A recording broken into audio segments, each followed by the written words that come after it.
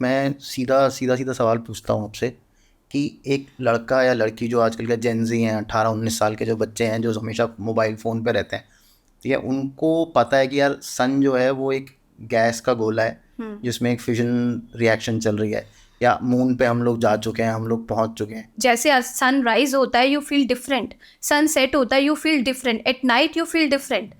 तो सूर्य तो प्रभाव डाल ही रहा है ना, how you are feeling, how you are thinking. हमारा जो हिंदुइज्म का कल्चर था, बचपन से बच्चे को अपनी ही टेंडेंसी से ऊपर उठाने का कल्चर था। हर एक धर्म, मतलब अपने जितने भी लोग होते थे उनको गायत्री करवाई जाती थी। डेथ की डेट बताने के लिए मना किया है, हर इंसान डरता है डेथ से, तो मना किया गया है कि ऐसी प्रेडिक्शंस हमें नहीं करनी है। करी जा सकती है, करी जा सकती है। धन is limited, when your time will come your money will come automatically. अच्छा, एंड योर कर्म, काम क्या तो करोगे ये आप जो लाइफ पैसे में, वाले फिर जो उपाय बताए जा रहे हैं आजकल वो कोई मतलब नहीं है उनका। पैसे आप सब कर रहे हैं, वो देख रहे हैं सब कर रहे हैं, क्या सब पैसे वाले हो गए? पर इस लॉजिक से विंदेश्वरी, हमारी 80% जो पॉपुलेशन है वो बिलो पॉवर्टी लाइन है। हाँ। They can not afford any luxury, है ना, वो कोई एसी नहीं, चाय भी तो भी नहीं खरीद सकते। वो तो पाप अकाउंट इतना भर गया है ना, तो हमारी उसको 80% एक्सपीरियंस कर रहे जनसंख्या हैं, पापों के कर्म क्योंकि हम भुगत रही है। कलयुग।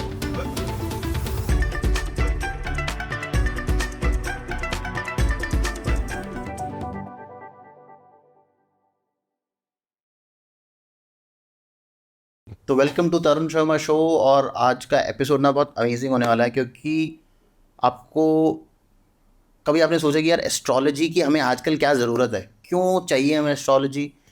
एस्ट्रोलॉजी के बारे में हम लोग ऐसी ऐसी चीज़ें सोचते हैं कि यार ये ना सिर्फ एक ऑकल्ट साइंस है, इसका कोई बेस नहीं है, इसके पीछे कोई साइंस नहीं है। कैसे कोई लाखों हज़ारों किलोमीटर दूर कोई एक ग्रह है, वो हमको कैसे अफेक्ट कर सकता है, मेरी पूरी लाइफ कैसे ऊपर नीचे कर सकता है। तो आजकल की जो जनरेशन है ना, जेनजी जनरेशन है, वो एस्ट्रोलॉजी पे ज़्यादा बिलीव नहीं करती है। मैं खुद थोड़ा कम करता था, अभी थोड़ा सा थोड़ा करने लग गया हूँ, बिकॉज मैं बहुत सारे लोगों से ऐसे बात करता हूँ। तो आज आपके सब सवालों के जवाब मिलने वाले हैं। पूरा पॉडकास्ट ज़रूर देखना, और शुरू करने से पहले इस चैनल को सब्सक्राइब कर लो ताकि ये आप पूरा पॉडकास्ट देख सको और इसके बाद के पॉडकास्ट भी आप पूरे देख सको। तो आज हमारे साथ हैं Vindeshwari Chauhan. Vindeshwari, thank you for coming on the show, और हमारे सवालों के जवाब देने के लिए और क्लैरिफाई करने के लिए कि भाई हमें एस्ट्रोलॉजी क्यों चाहिए आज भी। बिल्कुल तरुण जी, तो मैं कोशिश करूँगी कि हमारे जो बिलीफ सिस्टम बन गए हैं एस्ट्रोलॉजी को लेके, या नॉन बिलीफ सिस्टम जो भी हमारे एस्ट्रोलॉजी को है, वो सारे मिथ्स को क्लियर करने का मेनली आज मेरा फोकस रहेगा। और एस्ट्रोलॉजी को वैदिक जो हमारी एस्ट्रोलॉजी है उससे कनेक्ट करने की मैं कोशिश करूँगी कि किस प्रकार से ज्योतिष हमारे वेदों का हिस्सा है, और वहीं से हमें एस्ट्रोलॉजी किस प्रकार से हमारी लाइफ को इम्पैक्ट करती है और किस तरीके से नहीं करती है। फ्री विल, डेस्टिनी, ऐसे कई कन्फ्यूजन हम एस्ट्रोलॉजी में रहते हैं, उन सब बातों पर मैं कोशिश करूँगी मैं आपके डाउट्स क्लियर कर पाऊँ। ठीक है, तो शुरू करें विंदेश्वरी आज का पॉडकास्ट। बिल्कुल। तो विदेश्वरी, मुझे पहले एक बात बताओ आप, मैं सीधा सीधा सीधा सवाल पूछता हूँ आपसे कि एक लड़का या लड़की जो आजकल के जेनजी हैं 18-19 साल के जो बच्चे हैं जो हमेशा मोबाइल फ़ोन पे रहते हैं, ठीक है, उनको पता है कि यार सन जो है वो एक गैस का गोला है जिसमें एक फिजन रिएक्शन चल रही है, या मून पे हम लोग जा चुके हैं, हम लोग पहुंच चुके हैं, मार्स तक भी हम लोग जा चुके हैं। तो उन लोगों को ना एक ये सवाल रहता है यार कि ये जो प्लैनेट्स हैं ये मेरी लाइफ में क्यों चेंजेस कर रहे हैं, या मेरे को क्यों अफेक्ट करते हैं ये लोग प्लैनेट्स। ये तो एक बस एक प्लैनेटरी बॉडी है जो घूम रहे हैं, वो एक साइंस है, हम सबको पता चल चुका है अभी। तो लोग इसमें कम बिलीव कर रहे हैं। और अगर मैं चलो ये लॉजिकल बात भी छोड़ दूँ कि भाई कैसे कोई एक बहुत दूर चीज़ घूमती हुई हमारे ऊपर अफेक्ट डाल रही है, अगर मैं वो सब लॉजिक्स भी छोड़ दूँ, क्या हमारे वेदों में भी, अगर मैं वेदों के ऊपर भी बात करूँ, वहाँ पर भी हमारे वेदों में कहीं पे एस्ट्रोलॉजी का मेंशन है? बिल्कुल, ज्योतिष जो है वो वेदों का ही अंग है। जो हमारे 4 वेद होते हैं उसी के अंगों में से एक एस्ट्रोलॉजी आती है। तो सबसे पहली बात कि कुछ लोग होते हैं जो वेदों में बिलीव करते हैं, और कुछ लोग एस्ट्रोलॉजी में बिलीव करते हैं, ठीक है। और उन्हें ये नहीं समझ में आता है कि दोनों एक ही चीज़ है। अगर आप वेदों में बिलीव रखते हो तो फिर ये सवाल ही पैदा नहीं होता है कि हम ज्योतिष में नॉन बिलीवर्स हैं, क्योंकि वेद, ज्योतिष जो है वो वेदों से ही आई है। तो अगर आप मानते हो कि 4 वेद एग्जिस्ट करते हैं तो आपको ये भी मानना पड़ेगा कि ज्योतिष एग्जिस्ट करती है, क्योंकि ज्योतिष शास्त्र का पूरा डिस्क्रिप्शन तो हमें वेदों से मिलता है। वेदों का ही अंग है ज्योतिष, इसको बोलते हैं आई ऑफ वेदास। अच्छा, वेदों के नेत्र है ज्योतिष। दैट मीन्स वेद आपको समझाते हैं ऐसे होगा वैसे होगा, पूरा एक तरीके से आपको पूरी दुनिया ब्रह्मांड समझना है, उसके लिए हम वेदों को लेते हैं कि उसमें हर चीज़ आपको दी हुई है। बट जो दिखाती है आपको पास्ट प्रेजेंट फ्यूचर, वो सब आपको ज्योतिष के अंदर मिलता है। तो वो वेदों को, आई ऑफ वेदास नाम है ज्योतिष का एक और। अब रही बात जो जेन जी जनरेशन है, जो कैसे मतलब उन्हें समझ नहीं आता है कि किस प्रकार से ये ब्रह्मांड हमें इम्पैक्ट कर रहा है, वो सन कैसे हमें इम्पैक्ट कर रहा है। It's very easy. आपका घर का एम्बियंस आपको इम्पैक्ट करता है। आपका घर पूरा बिखरा हुआ होगा तो आपको अच्छा फील नहीं होगा, बट आपका घर एकदम प्रॉपरली वेल डिज़ाइंड इस लाइक कुछ लोगों को कोई पर्टिकुलर कलर पसंद आ रहा है, उनके घर में अगर वो कलर होगा तो they will enjoy the vibe, ठीक है। तो अगर आपका घर आपको इम्पैक्ट कर रहा है तो ये ब्रह्मांड कैसे इम्पैक्ट नहीं कर रहा है। दूसरी चीज़, सूर्य और चंद्र, जैसे सन राइज होता है you feel different, sunset होता है you feel different, at night you feel different. तो सूर्य तो प्रभाव डाल ही रहा है ना, how you are feeling, how you are thinking. रात के समय आपने देखा होगा लोगों की कन्वर्सेशन डीप हो जाती है, क्योंकि रात्रि के जो प्लैनेट्स है they are Saturn, moon and Venus. ये तीनों प्लैनेट्स आपको ना डेप्थ में ले जाते, इमोशनल लेवल पे बात करवाते, इसलिए रात के समय हमारी कन्वर्सेशन डीप हो जाती है। वही हम आफ्टरनून के टाइम पर डीप कम्युनिकेशन नहीं करते, वी आर मोर वर्काहॉलिक और आइदर फीलिंग लेजी, ठीक है, क्योंकि वो मंगल और सूर्य का टाइम है, जो दिन का समय होता है ना हमारा वो। तो इवन जो सन का साइकिल है वो हमें साइकोलॉजिकली इम्पैक्ट कर रहा है। एंड मून साइकिल भी आप देखो, जब पूर्णिमा होती है, अमावस्या होती है, जिन लोगों को थोड़ा सा मेंटल डिसऑर्डर्स है उनको देखो they are more sensitive on Amavasya and पूर्णिमा।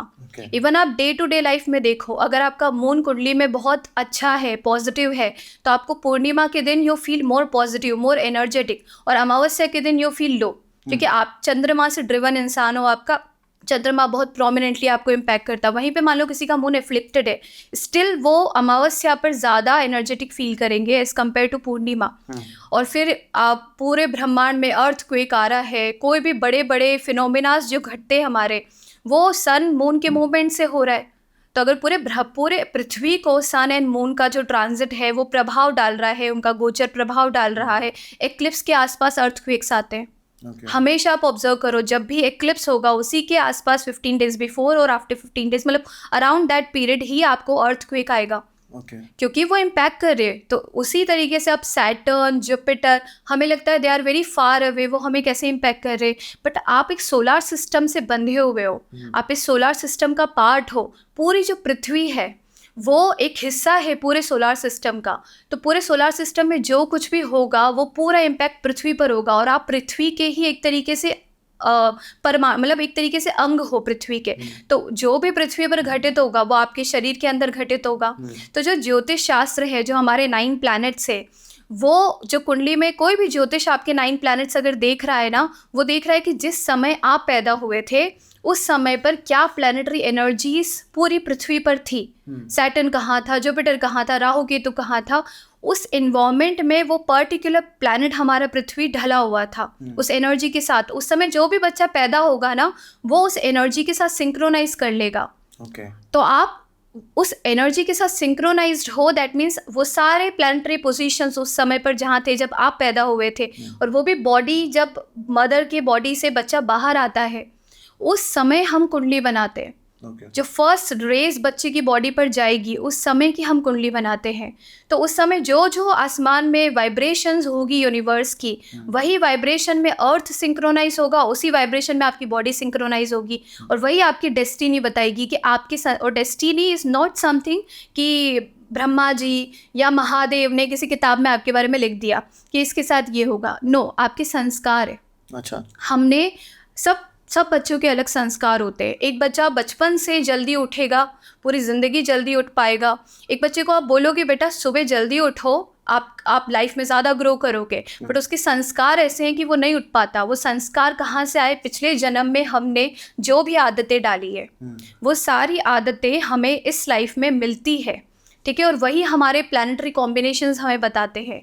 और वो बच्चा, ये प्रारब्ध है उसका कि उसी समय पैदा होगा जो उस समय पर आसमान में प्लैनेटरी कॉम्बिनेशंस बने होंगे। तो ज्योतिष शास्त्र से हम किसी के संस्कारों को पढ़ते हैं।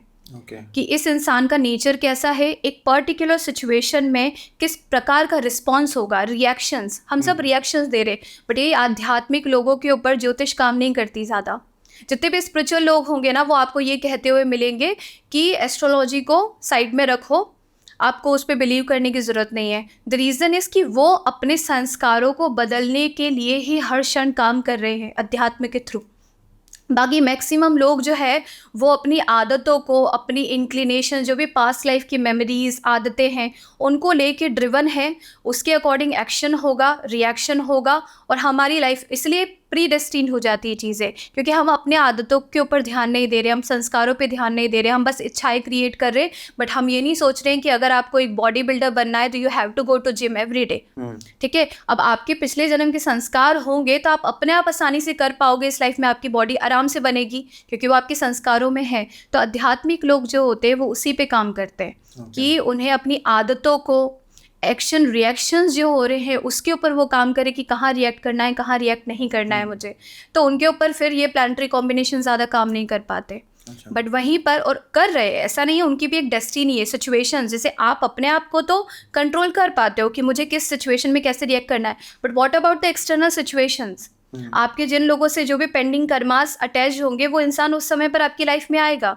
बट आप क्योंकि आध्यात्मिक हो तो आपको पता है कि मुझे इस सिचुएशन में कैसे रिएक्ट करना है। बट सामने वाला तो वो जो आसपास की प्रकृति है वो सर्कमस्टेंसेस तो लेके आएगी। जैसे हमारे प्रेमानंद जी महाराज है, उनके किडनीज में अभी प्रॉब्लम चल रही है, हमें पता है, बट उन्होंने अध्यात्म के थ्रू अब वो जो बीमारी आनी है बॉडी में वो तो आई, बट अध्यात्म उन्हें मदद कर रहा है कि he is not reacting to that. Life destined है कि आप कब जाओगे शरीर को छोड़ के, बट जब तक जीवन है सेम बीमारी के साथ अपना 100% हम दे सकते हैं। वहाँ पर कि रिएक्शन हमें क्या देना है एक सिचुएशन के अंदर। तो सर्कमस्टेंसेस तो वही आएगी, भले वो एक स्पिरिचुअल इंसान भी होगा, but your control is your reaction, आप उसमें कैसे करते हो। ओके ठीक है, तो मुझे हम लोग बहुत जल्दी बहुत आगे चले गए, मुझे लगता है मैं थोड़ा सा वापस आऊँगा, थोड़ा सा साइंस मुझे समझना है अभी भी एस्ट्रोलॉजी का, कि ये कैसे साइंस है, ये सिर्फ ऐसे ही मतलब हवा की बातें नहीं है। मुझे जैसे आपने बोला कि भाई जब पूर्णिमा होती है तो एक अलग इफेक्ट होता है, और जब अमावस्या होती है तो एक अलग इफेक्ट होता है, पर हमें मालूम है कि अमावस्या में सिर्फ एक शेडो होती है जो मून को ढक लेती है, मतलब वो सन की शेडो पड़ती है जिससे मून दिखाई नहीं देता हम लोगों को, लेकिन मून होता है वहाँ पे। ऐसा नहीं है कि मून कहीं और चला गया। तो उसका इफेक्ट फिर अलग कैसे हो जाता है? मून तो वही है, मून तो वही है, बट आप देखो शेडो है ना, जैसे कि आप अभी ये लाइट आ रही है इस रूम के अंदर, मैं यहाँ पर अगर कोई ऑब्जेक्ट रख देती हूँ तो लाइट हम तक नहीं आएगी, तो इसका जो इफेक्ट क्रिएट हो रहा है हमारी बॉडी में वो इफेक्ट क्रिएट करना बंद कर देगा, क्योंकि light is not coming to you. अब मून के ऊपर, मून का खुद का लाइट तो है नहीं, सूर्य से रिफ्लेक्ट कर रहा है वो लाइट। तो जब सूर्य से लाइट, हमारे जितनी लेवल की लाइट आएगी, अगर अमावस्या होगी तो बिल्कुल नहीं आ रही है, फिर उसके डेज होते हैं कि वो जिस तरीके से बढ़ रहा है, उसका प्रभाव, जो बच्चे पूर्णिमा के आसपास पैदा होते हैं उनको आप देखो, उनका माइंड बहुत ब्राइट होता है, उनका माइंड हमेशा पॉजिटिवली काम करता है, they are always motivated people. और जो बच्चे अमावस्या के आसपास पैदा होते हैं, सूर्य की लाइट नहीं जा रही है मून के ऊपर प्रॉपरली, उन बच्चों का माइंड थोड़ा सा डार्कनेस की तरफ, आसानी से डिप्रेशन में चले जाना, ये सब होगा। तो लाइट आपकी लाइफ में काम कर रही है ना, तो उस ग्रह की रोशनी जब तक आपके प्लैनेट के ऊपर नहीं आएगी, आपके ऊपर नहीं आएगी, आपका उसका प्रभाव आपके ऊपर चेंज नहीं होगा। इट्स मोर लाइक कि लाइट होगी तो आप पढ़ पाओगे, नहीं तो आप नहीं पढ़ पा रहे हो, राइट। तो ये चीज़ है कि कितनी रोशनी उस ग्रह की आप तक आ रही है, उतना प्रभाव उसका आपके ऊपर पड़ेगा। और मैं किस टाइम पे पैदा हो रहा हूँ, ये भी मेरे पास्ट लाइफ कर्मा की वजह से मैं इस टाइम पे पैदा हो रहा हूँ, ये प्लैनेट्स लेके मैं पैदा हो रहा हूँ। एग्जैक्टली कि कौन से आपके पेरेंट्स होंगे, ठीक है, आप जब पैदा होगे किस एनवायरनमेंट में आप पैदा होंगे, ये सब पास्ट लाइफ के हमारे संस्कार, हमारे पेंडिंग कर्मास, दो चीज़ों की वजह से ही हमारी डेस्टिनी बनती है, और हम इस मटेरियल वर्ल्ड में स्टक हो जाते हैं विद दिस मटेरियल बॉडी। वो एक है डिज़ायर, दूसरा है कर्मास। एक तो इच्छा करी हमने, जो अभी भी हम कर रहे हैं, जो और ज़्यादा आगे कार्मिक बैगेजेस हमारी क्रिएट कर रही है। तो पास्ट लाइफ में भी इच्छाएं करी है हमने, जितनी दृढ़ इच्छा होगी उतना यूनिवर्स उसको मैनिफेस्ट करेगा। ये आपकी फ्री विल वहाँ पर काम कर रही है कि यूनिवर्स का काम है टू मैनिफेस्ट। देवी जो है वो मैनिफेस्ट कर रही है, जो आप सोच रहे हो उसको देवी मैनिफेस्ट करने का काम कर रही है। आप नेगेटिव सोच रहे हो, नेगेटिव मैनिफेस्ट करिए, आप पॉजिटिव सोच रहे हो, पॉजिटिव मैनिफेस्ट हो रहा है। दूसरा होता है उस मैनिफेस्टेशन में, उस डिज़ायर के साथ जो हम कर्म बंधन क्रिएट कर लेते हैं अलग अलग आत्माओं के साथ, कि उस इच्छा को पूरी करने के लिए हमने किसी को हर्ट करना है, किसी को खुश करना है, तो वहाँ पे एक बैगेज कि सामने वाला एक इमोशनल जोन से आपसे कनेक्ट हो रहा है, वो इमोशनल जोन उसको जो भी आपके बिहेवियर से फ़र्क पड़ रहा है वैसा इमोशंस वो क्रिएट कर रहा है। और फिर फीलिंग जैसे होता है ना कि हमें कभी रिवेंज लेना है किसी से, कभी हमें इच्छा हो रही है कि हम किसी के साथ रिलेशनशिप में चले जाए, जो भी फीलिंग्स का फ्लो है हर तरफ, तो वो फीलिंग्स ही आपकी डेस्टिनी बनती है कि आपको यूनिवर्स ने, देवी ने उसको मैनिफेस्ट कर दिया उस फीलिंग को। ओके। तो एक तो आपके कर्मास है जो आप दूसरों के साथ एक्सचेंज करो, एक आपकी इच्छाएं हैं, ये दोनों चीज़ें मिलके आपकी डेस्टिनी क्रिएट करती है। अच्छा, तो मुझे एक बात बताइए ना विंदेश्वरी, ये तो मैं बैगेज अपना पिछले हज़ारों जन्मों का अपने साथ लेके हमेशा चलते रहते हैं, या कहीं पे ये सेटल होता है कि, क्योंकि देखो कोई भी इंसान आई डोंट थिंक कि हमेशा अच्छा रह सकता है, हाँ, है ना, उसको कहीं ना कहीं बुरी सोच या कुछ ना कुछ तो गलत किसी ना किसी के बारे में, तो हम लोग जितना मर्जी ट्राई कर लें, चाहे वो प्रेमानंद जी महाराज भी हों, वो कहीं ना कहीं कभी ना कभी उन्होंने किसी ना किसी के बारे में गलत सोचा होगा या कुछ ना कुछ गलत किया होगा, ऐसा हो मन ही नहीं है, सकता, मन है चंचल ना, मन होता है, चंचल है वो, हाँ, हमारे, हम ना भी सोचना चाहे तो भी सोच लेंगे, बिल्कुल। है ना। तो इसमें ये तो हमारे कर्मा ऑलरेडी बने हुए हैं, हम पिछले जन्मों से भी लेके चल देखो, रहे हैं, इनका साइंस क्या है कर्मों का, ये बताओ नहीं, मेरे को। सबसे पहले हमें कर्म समझने पड़ेंगे। हाँ। 3 तरीके से कर्मों को डिवाइड किया गया है। ओके। एक है संचित, प्रारब्ध और आगामी। ओके। संचित का मतलब ही है सारा संचय, अच्छा। जितना कुछ है उतना। जैसे कि आपने बैंक अकाउंट में आपका टोटल संचित करके रखा, सारा पैसा आप अभी के अभी यूज तो नहीं कर रहे हो, इट्स स्टोर्ड समवेयर। संचित कर्म वो है जो अनमैनिफेस्टेड है, ओके। ठीक है। तो आपके जब से ब्रह्मांड क्रिएट हुआ है ना, ये वाला ब्रह्मांड जिसमें हम स्टक है, तब से हमारी सोल ट्रेवल कर रही है अलग अलग बॉडी में, अलग अलग लोकास। भागवतम पढ़ोगे आपको लोकास का डिस्क्रिप्शन होता है, उस पूरे लोकास में हमारी सोल ट्रेवल करती है, लोअर लोकास, हायर लोकास, भूलोक एक्सेट्रा। तो आपके जो संचित कर्म है, दे आर टोटल, जो अभी मैनिफेस्ट नहीं हुए हैं, इस शरीर के एक पैकेट मिल गया है। इट्स लाइक 100 पैकेट्स है हमारे पास में सारे कर्मों का, उसका एक पैकेट आप इस लाइफ में लेके आ गए हो कि अभी मैंने इतना ही यूज़ करना है, इतना ही मैनिफेस्ट करना है, क्योंकि एक शरीर की सीमा होती है, उसके ऊपर वो जाके मैनिफेस्टेशंस भी नहीं कर पाता है, अकॉर्डिंग टू किस लोक में आप अभी ट्रैवल कर रहे हो। उस लोक की सीमा है, भूलोक की सीमा है, स्वर्ग लोक की सीमा है, मतलब आप कुछ कह और रहे हो है। मेरे कर्म ऑलरेडी हो रखे हैं। हाँ, आपने कर्मास क्रिएट कर रखे हैं, आपके टोटल संचित कर्मा आपकी सारी लाइफ के जितने बर्थ्स जो आपके हुए पिछले हैं, हो चुके हैं। हाँ, उसमें से जो आपने कंप्लीट कर लिए हैं वो हिसाब खत्म हो चुका है। बट अभी भी हमने सारे इतने पैकेट्स है कि सब अभी तक हमने एक्सपीरियंस नहीं करे। आगे कई और बर्थ्स इस वजह से होंगे क्योंकि संचित में पड़ा हुआ है और वो अभी मैनिफेस्ट नहीं हुआ है। मैनिफेस्ट क्या हुआ है? जो अभी आप बॉडी लेके आए हो, जो अभी मैं बॉडी लेके आई हूँ, ये मैनिफेस्टेड कर्मा है, इसको बोलते हैं प्रारब्ध। जो सेकंड कैटेगरी ऑफ कर्मास है ना, इट इज प्रारब्ध कर्म, जो मैनिफेस्ट देवी ने जिसकी रचना कर दी है। और आप देखो, किसी शरीर की एक सीमा है। अगर मैं चाहूँ कि मेरी आंखों का शेप चेंज हो जाए, मैं नहीं कर सकती। मेरी इच्छा हो रही है ऐश्वर्या राय जैसे सुंदर आंखें मुझे मिल जाए। अब तो प्लास्टिक सर्जरी से कर सकते हैं काफी हद तक। नहीं, बट आप ऐश्वर्या राय की एग्जैक्ट भी नहीं ले वो तो पाओगे, नहीं और कर उसमें भी आपका प्रारब्ध बीच में आएगा, क्या पता सर्जरी फेल हो खराब हो गई और जाए। कुछ न कुछ गड़बड़ हो गई, राइट। तो इट्स मोर लाइक कि आप अपने आप से, डीएनए आपका किस तरीके से विकसित होगा, ये आपके प्रारब्ध है। इस समय आपका बुद्धि कैसी होगी, एक इंसान के सोचने, हम सब आइंस्टीन नहीं बन सकते, उसकी सोचने की क्षमता हमारी सोचने की क्षमता में फ़र्क है।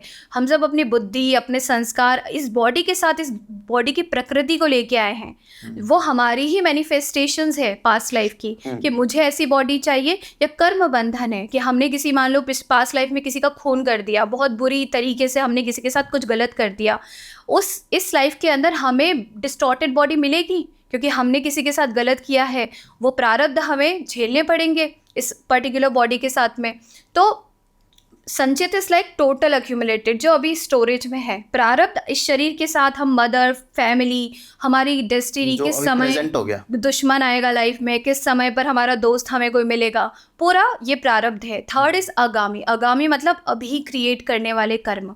ओके। ठीक है, जो अभी हाथों हाथ एक तो आपको माइंडसेट मिल गया है, आपको आपका विचार मिल गए हैं, बट उस विचार को यूज़ करके आपका रिएक्शंस तो आपकी कंट्रोल में है। हमें पता है कि हमारी कुंडली के अंदर गुरु खराब है, गुरु खराब है तो लिवर वीक होगा, जुपिटर लिवर का कारक है, लिवर वीक मिलेगा। किसी पंडित जी ने हमें कह दिया कि देखो आप थोड़ा खाने का ध्यान रखो, जुपिटर वीक है, आपको डायबिटीज़ हो सकती है। ठीक है, बट हमने अपनी आदतों को अब ये जो प्रारब्ध कर्म है ना, ये 3 तरीके के होते हैं। इसमें भी अच्छा, इसमें भी कैटेगरी है 3 कैटेगरीज हैं। कि एक तो है दृढ़ प्रारब्ध, जिसको बदला नहीं जा सकता। एक होता है दृढ़ प्रारब्ध, जो चेंजेबल है, उसमें आपको थोड़े एफर्ट्स पुट करने पड़ेंगे। एक होता है अदृढ़ प्रारब्ध, जो आप बदल सकते हो। जितनी भी बीमारियां हैं ना, अदृढ़ प्रारब्ध में आती है कि आप चाहो तो उसको थोड़ा बहुत अपनी आदतों से बदल सकते हो। कि एक डायबिटीज़ होने के योग है, आपने अपने खाने को देख लिया, ठीक है हमारा गुरु खराब है, हमें डायबिटीज़ दे सकता है, हमने अपने फूड साइकिल को एकदम कंट्रोल कर लिया कि मैं कुछ भी ऐसा नहीं खाऊंगा जिससे मेरे लिवर पे इम्पैक्ट आए, और ऐसा खाऊंगा कि लिवर हेल्दी हो। तो अदृढ़ प्रारब्ध बदला जा सकता है। छोटे छोटे होते हैं वो, ठीक है, गुस्सा करने की इच्छा हो रही है, एक दिन खराब हो जाएगा, गुस्सा कर लिया, उसको कंट्रोल कर लिया, आ रहा है गुस्सा, हमने आदतों से यूज़ कर लिया कि ठीक है हम आज गुस्सा नहीं करेंगे। दृढ़ प्रारब्ध वो होता है कि आपकी डेस्टिनी है, मान लो हमें प्रेसिडेंट ऑफ इंडिया बनने के हमारी कुंडली में योग है, वो तो दृढ़ प्रारब्ध है कि ये बच्चा प्रेसिडेंट ऑफ इंडिया बनेगा, दृढ़ प्रारब्ध। उसको कोई मोदी जी दृढ़ प्रारब्ध लेके आए हैं कि वो इस देश को रूल करेंगे। बट दृढ़ प्रारब्ध वो होता है, वो जर्नी जिससे वो प्राइम मिनिस्टर ऑफ इंडिया की सीट पर बैठेंगे ना, वो जर्नी इजी होगी, मुश्किल होगी, या किस प्रकार उसमें डिलेज होंगे, या बहुत फास्ट उनको चीज़ें मिल जाएगी।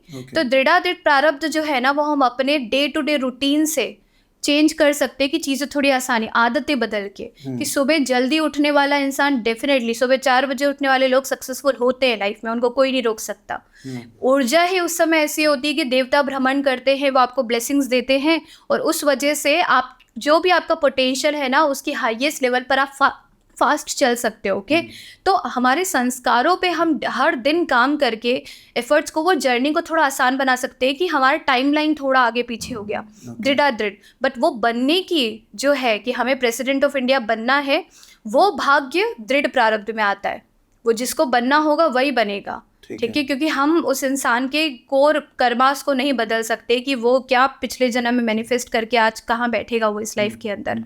तो 3 प्रारब्ध के 3 सेक्शंस होते हैं। ठीक है, और आगामी वो होता है जो अभी हम, जो हमारे हाथ में है ना, कि चलो हमारी किसी से लड़ाई हो गई, हमारी हस्बैंड या वाइफ हमें बहुत बुरी सिचुएशन में डाइवोर्स दे के चले गए, अब हमने अंदर फीलिंग जनरेट करी। डाइवोर्स होना तो हमारा पिछले जन्म का कर्म बंधन है कि उसके साथ लड़ाई होगी, डाइवोर्स होगा।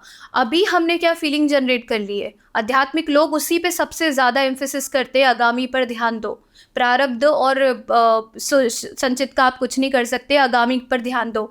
योर रिएक्शंस, योर फीलिंग्स, उस चीज़ को ले, उस कर्म से आप कितने अटैच होके बैठे हो, वो आगामी कर्म होता है। तो उससे जितना ज़्यादा अटैचमेंट होगा, उतने और ज़्यादा हम डिज़ायर्स और कार्मिक बैगेजेस किसी सोल के साथ क्रिएट करके फिर हमारा नेक्स्ट बर्थ साइकिल चलती रहेगी एंडलेस। अध्यात्मिक लोग आगामी कर्म पे बात करते हैं कि जस्ट फोकस ऑन दैट, कि कुछ भी हो रहा है आपके आसपास सब चीज़ें घटेगी, आपको अंदर शून्य होना है ना। उसमें ऐसा भी नहीं, जैसे आपने एक बात बोली थी कि अच्छे कैसे कर पाए, कभी ना कभी हमसे बुरा तो हो जाता है। प्रेमानंद जी महाराज के मन में भी कभी थॉट आया होगा नेगेटिव, तो उसको कैसे हम कंट्रोल कर सकते, कभी ना कभी नेगेटिव होते। अध्यात्म का मतलब है पॉजिटिव नेगेटिव दोनों से शून्य हो जाओ। अच्छा, ना अच्छा सोचो ना बुरा सोचो, क्योंकि बहुत अच्छा करोगे तो देव योनि को प्राप्त होगे। अच्छा। देव योनि भी मटेरियल यूनिवर्स है। देवता भी मनुष्य योनि को प्राप्त करने के लिए इच्छा रखते हैं कि मुझे अगर मनुष्य योनि प्राप्त हुई तो मुझे इस मटेरियल वर्ल्ड, जिस बबल में मैं फंस चुका हूँ, उससे निकलने का मौका मिलेगा।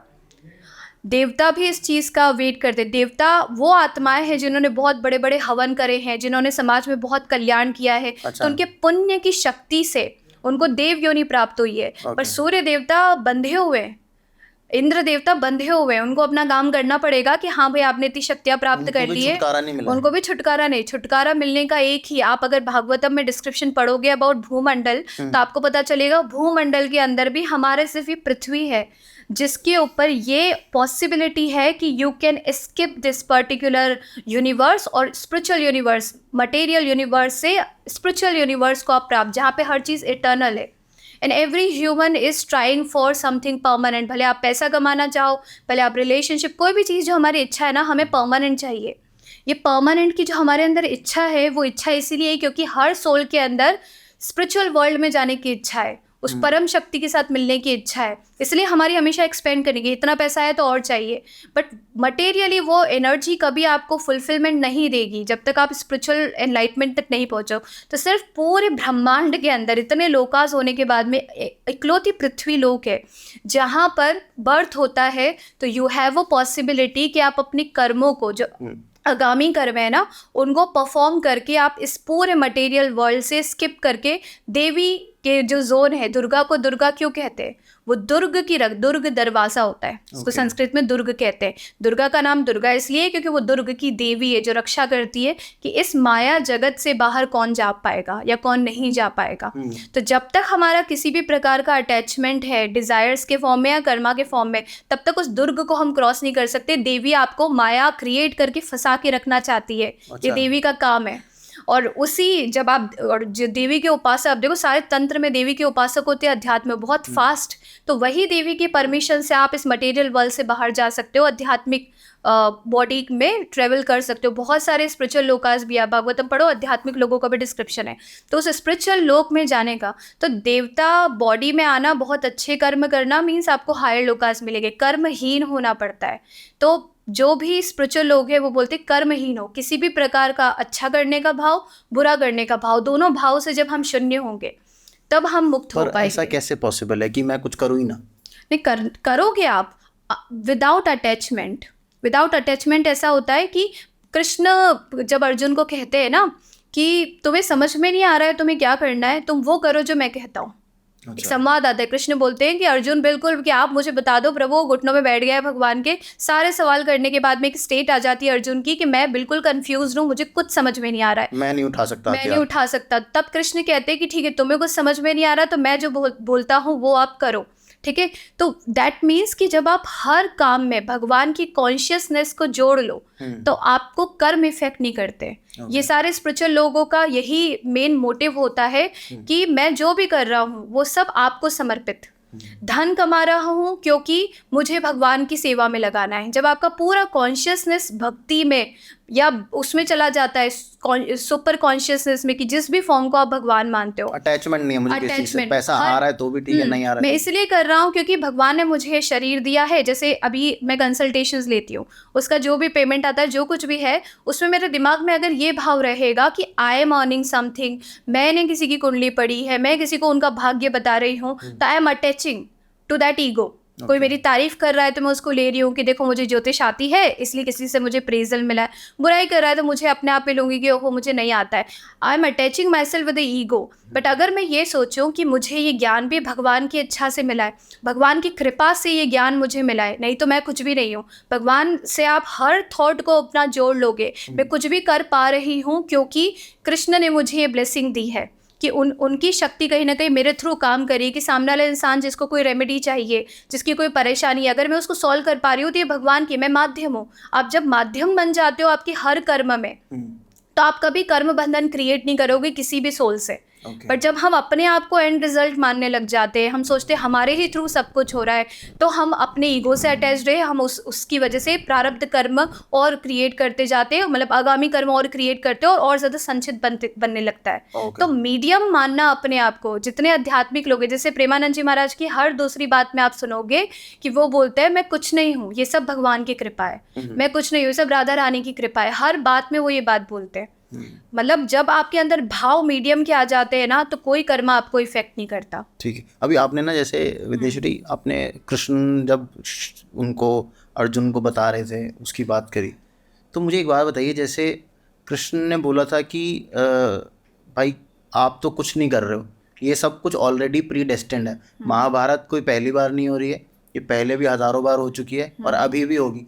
तुम नहीं मारोगे तो कोई और मारेगा इनको, मतलब उनका मरना डेस्टिन्ड है। ठीक है। अभी उसमें कोई एक एस्ट्रोलॉजर होता, अपना अर्जुन ने हथियार उठा लिए, कोई एक एस्ट्रोलॉजर होता, वो आता कि दुर्योधन जी आप एक बात सुनो, आप ना, एस्ट्रोलॉजर जो जनरली कहते हैं कि आप ये उपाय करो आपको जो प्रॉब्लम आने वाली है वो तो आएगी आएगी, लेकिन उतनी नहीं आएगी जितनी आनी चाहिए। जैसे ट्रक से चोट लगनी होगी तो आपको साइकिल आके एक्सीडेंट करे। कोई एक एस्ट्रोलॉजर आता, दुर्योधन को 4-5 उपाय बताता, दुर्योधन बहुत अच्छे से 4-5 वो उपाय करता, तो क्या दुर्योधन की मृत्यु नहीं होती? नहीं, दुर्योधन की तो मृत्यु होती है। और दूसरी चीज, दुर्योधन गए थे ज्योतिषाचार्यों के पास, हाँ। जिसमें उन्होंने बताया था वेद व्यास जी के पास एक्चुअली कि मुझे एक ऐसा मुहूर्त बताइए जिसमें युद्ध छेड़ने से मेरी ही विजय होगी और पांडवों की नहीं होगी। तो अभिजीत मुहूर्त चुना था उन्होंने आसमान में। अब तो अभिजीत नक्षत्र को भगवान ने ही हटा दिया था, कृष्ण ने उसी समय पर महाभारत काल में तो यूज किया को करने की कोशिश करी थी। उन्होंने नक्षत्र, भगवान ने नक्षत्र ही हटा दिया। फिर वही वाली बात हो जाती है ना कि जब करना सब कुछ उन्होंने ही है और उनकी मर्जी से ही होना है, तो हम लोग के पास तो कुछ है ही नहीं। तो ये सवाल तभी आता है जब हम अपने आप को भगवान से अलग समझने लग जाते हैं। ये भी हमारा ईगो है। अच्छा, भगवान जब बोलते हैं कि सब कुछ मैंने ही करना है, सब कुछ मेरे हिसाब से चीजें संचालित हो रही है, तो हम सब भगवान का ही एक हिस्सा है ना, उनके ही पार्ट है। हम सबके अंदर कृष्ण लीला कर रहे हैं। अभी जैसे मैं यहाँ पे आपसे बात कर रही हूँ, ये कृष्ण की एक लीला हो रही है कि अभी एक पर्टिकुलर सोसाइटी में एक पर्टिकुलर मैसेज जाना है, उसका माध्यम कृष्ण ने हमें बना दिया है कि यहाँ बैठ के आप मुझसे कोई सवाल पूछोगे, मैं आपको कोई जवाब दूंगी। तो कृष्ण ही हर एक आत्मा में लीला कर रहे हैं। इसलिए कृष्ण कह सकते हैं कि मेरी इच्छा के बिना पत्ता भी इधर उधर नहीं होता। द रीजन इज कि कृष्ण ही बैठ के हमारे अंदर लीला कर रहे हैं कि उन्हें पता है कि 4 युग आएंगे और इन 4 युग में इस प्रकार से एनर्जी का फ्लो होगा, इस समय पर डिस्ट्रक्शन होगा, इस समय पर सारे पुण्य आत्माएं जन्म लेगी। तो भगवान को एंटरटेनमेंट करना है, उन्होंने अलग अलग आत्मा के रूप में अपने आप को इतना डिस्ट्रीब्यूट करके स्वयं के साथ ही लीला कर रहे हैं। अच्छा, वो खुद ही खेल रहे हैं, खुद ही खेल रहे हैं अपने आप में। तो महाभारत तो वेद व्यास जी ने पहले ही लिख दी थी, महाभारत घटित होने के पहले। क्योंकि ये काल है, काल का जैसे फ्लो होता है ना उस पर, इसलिए हम ज्योतिष में देश काल पात्र यूज करते हैं। पहले 9-9 10-10 बच्चे होते थे, आजकल 2-2 भी नहीं हो पा रहे। काल क्या चल रहा है, उस काल के हिसाब से सेम जुपिटर जो पंचम भाव में बहुत सारे पुत्र देता था, बहुपुत्र, वो पंचम भाव में बैठ के आजकल 1 या 2 पुत्र दे पा रहा है किसी को। क्योंकि काल का प्रभाव है ना। काल ऐसा है कि शरीर की क्षमता खत्म हो गई है। काल ऐसा है कि हमारी बुद्धि ऐसी हो गई। काल मतलब एक कलयुग की बात कर रहे हो? नहीं, काल मीन्स टाइम। ओके, टाइम का प्रभाव कि इस समय पर किस प्रकार का यूनिवर्सल देवी शक्ति किस भाव में है। देवी ही काली है, देवी ही पार्वती भी है, सौम्य फॉर्म हर। तो देवी का अभी भाव जैसा होता है ना, वैसे ब्रह्मांड का फ्लो होता है। तो जब कलियुग आता है ना, तो देवी का भाव वैसा होता है कि जिसके अंदर हमारे अंदर ये सारी राहु की प्रवृत्तियाँ बढ़ती है। हम सब इंडिपेंडेंट होना चाहते हैं, हम सबके लिए खुद की आइडेंटिटी सबसे ऊपर हो जाती है। तो काल का वो प्रभाव पड़ता है। जैसे अमेरिका के लोगों का अगर मैं प्रेडिक्शन करूंगी ना, तो उनके सवाल भी बहुत अलग होते हैं और मेरे जवाब भी उनको लेके अलग होगी, क्योंकि मैं उस काल का समय की वो स्थान किस प्रकार का है। तो देश, काल और पात्र मतलब किस इंसान से मैं बात कर रही हूँ, काल मतलब अभी क्या समय, टाइमलाइन क्या चल रही है, और देश मतलब किस पर्टिकुलर एरिया के बारे में हम बात कर रहे हैं। उसके साथ मिलके ज्योतिष प्रेडिक्शंस में आता है। ठीक है। इसलिए लोग बोलते ना, पहले तो ना तो डाइवोर्सेस होते थे, पहले इतने बच्चे होते थे, अभी ये क्या हो गया, क्योंकि काल बदल गया है, देवी का स्वरूप बदल गया है। तो कलयुग का प्रभाव है हम सबके मस्तिष्क पे। अच्छा। उस हिसाब से हमारे सारी एक्शंस रिएक्शंस होती है विद सेम प्लैनेटरी कॉम्बिनेशंस। ठीक है। तो आपने वो नहीं बताया कि दुर्योधन अगर कुछ उपाय कर लेते तो क्या वो, चलो युद्ध तो उनको हारना ही था, ये तो डेस्टिन्ड है। ये आपने वो जो दृढ़ वो बताए जो हम चेंज नहीं कर सकते, वैसी चीज थी। इसमें आपको ये समझना पड़ेगा, वो काल था जब स्वयं परम पुरुष परमात्मा ने जन्म लिया था। वो खुद अवतरित हुए थे उस कहानी को लिखने के लिए। वहाँ पे तो कोई पत्ता हिला भी नहीं सकता था महाभारत में, क्योंकि वो स्वयं कृष्ण ने एक दौर को बदल के धर्म की स्थापना करने के लिए वो स्वयं अवतरित हुआ था, परम पुरुष परमात्मा।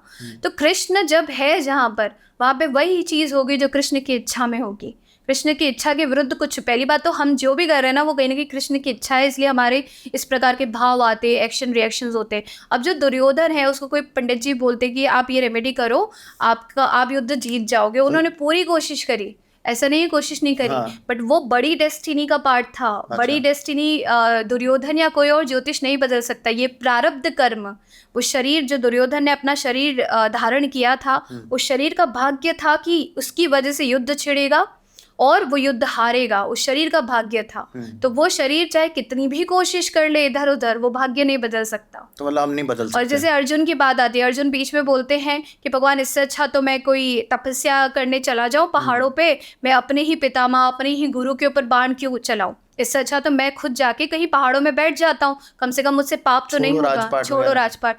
तो कृष्ण वहां पर बोलते हैं कि तुम जाके देख लो, ठीक है, तुम्हें जाना है तुम चले जाओ, पर तुम जिस शरीर को, जो क्षत्रिय धर्म लेके तुम्हारा शरीर बना है ना, वो 4 साल तपस्या करके फिर दुर्योधन से युद्ध करने के लिए आ जाएगा, क्योंकि तुम वो अन्याय देख नहीं पाओगे। तुम उस गुण से, अगर तुम एक सन्यासी बुद्धि के होते तो तुम्हें कोई फर्क नहीं पड़ता युद्ध चल रहा है नहीं चल रहा है, आप जा सकते थे। आप क्षत्रिय गुणों से व्याप्त हो, तो वो गुण आपको, इट्स लाइक आपका स्पेसिफिक कर्म नेचर, करने के लिए पैदा हुए। हाँ, आपका नेचर कि मेरा एक प्रकृति है, मेरी प्रकृति से मैं रिएक्ट करती हूँ ना। अर्जुन की प्रकृति थी योद्धा और धर्म के लिए युद्ध करने वाली, वो वहाँ पर इमोशनल होके बोल रहा था, क्योंकि उस समय इमोशनल जोन उसका एक्टिव था, बट उसकी प्रकृति थी क्षत्रिय वाली, तो वो युद्ध करने के लिए वापस उठ के आ जाता। तो कृष्ण उन्हें वही समझा रहे कि अपनी प्रकृति को, स्वधर्म, धर्म कुछ नहीं होता। हम, कोई भी इंसान जो है वो स्वधर्म का पालन करेगा तो बेस्ट तरीके से परफॉर्म करेगा। ऐसा नहीं होता है कि हम क्षत्रिय परिवार में पैदा हो गए तो हमारा धर्म बन गया क्षत्रिय, नहीं। क्षत्रिय परिवार के अंदर ब्लड लाइन से हो सकता है क्षत्रिय, बट गुणों के आधार पर आपका वर्ण निर्धारित होता है कि आप गुण को, प्रोमिनेंट कौन से गुणों को आप लेके आए हो। तो अर्जुन लेके क्षत्रिय गुण आया था और धर्म की समझ थी उन्हें, इस वजह से भगवान ने कहा कि कोशिश कर भी लोगे तुम वापस से युद्ध छेड़ लोगे। और गए ना वनवास, कितनी बार गए, हाँ, कई बार। और अंत में युद्ध हुआ महाभारत में। तो मतलब हम लोग डेस्टिनी चेंज नहीं कर सकते, जो होना है वो तो होना ही है। दी वो वाला जो दृढ़ डेस्टिनी है ना, जिसको, जो बड़ी बड़ी डेस्टिनीज है, छोटी छोटी डेस्टिनीज बदली जा सकती, छोटी छोटी मतलब टाइमलाइन आगे पीछे, जो रेमेडीज लोग देते हैं ना, वो टाइमलाइन को थोड़ा बहुत ऊपर नीचे। चाणक्य नीति जब आप पढ़ोगे तो चाणक्य ने हमें कुछ पर्टिकुलर बताए कि ये चीज़ों को आप बदल नहीं सकते हो, यही दृढ़ कर्म है। योर मनी, लक्ष्मी की कितनी कृपा इस लाइफ में हमारे ऊपर होगी, ये चेंज नहीं किया जा सकता। ये चेंज नहीं किया जा सकता। आपका ज्ञान मतलब सब्जेक्टिव नॉलेज, अध्यात्म की कोई सीमा नहीं है, ठीक है, बट दैट सब्जेक्टिव नॉलेज की आपकी स्किल्स क्या होगी, वो आप by your nature, by your प्रकृति आप लेके आते हो, ठीक है। और उन्होंने बोला है कि आपके माता पिता, आपकी मृत्यु का, शरीर के जन्म लेने का जिस दिन समय होता है कि शरीर ने आज बर्थ लिया है, उसी के साथ इस शरीर को ख़त्म होने का कौन सा टाइमलाइन है, death is already destine. And किन लोगों के बीच में आपका परिवार, खास रिश्तेदार, जैसे शादी किससे होगी, बच्चे कौन होंगे, पेरेंट्स कौन होंगे, ये बहुत निर्धारित है। इनको बदला नहीं जा सकता। और कलयुग की सबसे बड़ी विडंबना ये है कि एक तो हम धन पे बहुत ध्यान दे रहे हैं, कैसे अपने पैसे को बढ़ाए, बट चाणक्य ने वो चीज़ साफ लिख दी है कि धन is limited. When your time will come, your money will come automatically, and your कर्म, काम क्या करोगे आप। जो पैसे वाले फिर जो उपाय बताए जा रहे हैं आजकल, वो कोई मतलब नहीं है उनका। पैसे आप सब कर रहे हैं, वो देख रहे हैं, सब कर रहे हैं, क्या सब पैसे वाले हो गए? आप उनमें से, मैं बोलती हूँ, एक भी उपाय पकड़ लो, और कुंडली में जिसके धन योग नहीं है, ठीक है, जैसे हमने किसी को देख लिया कुंडली में लेबर बनने के योग हैं, ठीक है, ये चाहेंगे भी तो भी ऊपर नहीं जा पाएंगे, उनसे वो जाके आप उपाय करवाइए, अगर वो होता है तो। ये नंबर्स लिख देना, पानी पी लेना, राइट, और पर्स के अंदर ये नंबर आप डाल के घूमें और आपका वेल्थ अट्रैक्ट होने लग जाएगा। इस प्रकार से रेमेडीज़ काम नहीं करती। रेमेडीज सिर्फ 3 तरीके से काम करती है, जो हमारे शास्त्रों में लिखी गई है ना, वो 3 तरीके की होती है। एक होती है बाय योर तपस्या। अब तपस्या से लोग सोचते हैं कि तपस्या मतलब हिमालय पे जाए, नहीं। तपस्या मतलब पहली बार संस्कारों पे काम करे। जिस बच्चे का गुण धर्म बन गया है लेट उठना, उससे तपस्या करवानी होगी कि जल्दी उठो। आप आपके day to day routine life को, जो वैदिक लाइफस्टाइल होती थी ना, ब्रह्म मुहूर्त में उठना, फिर सबसे पहले उठ के स्वच्छ होके थोड़ा योग प्राणायाम करके, जितने जीव जंतु आपके सामने मिले, गाय, कुत्ता, बिल्ली, सबको भोजन अपने हाथ से कराओ। प्रकृति ने आपको जो दिया है, प्रकृति को वापस दो, ठीक है। ये सब एक तरीके से तपस्या है। ये किसी को हम बोलेंगे हर दिन करेगा कोई इंसान, फॉर श्योर उसकी डेस्टिनी चेंज होगी, ठीक है। बट तपस्या, और तपस्या में और भी आते हैं, अनुष्ठान आते हैं। हमारे जो शास्त्र है उसमें कई अनुष्ठान लिखे हुए हैं। वो अनुष्ठान मिलते हैं ब्लेसिंग से। जैसे कनक धारा स्त्रोत का पाठ करने से बोलते हैं माता लक्ष्मी की कृपा प्राप्त होती है हमें।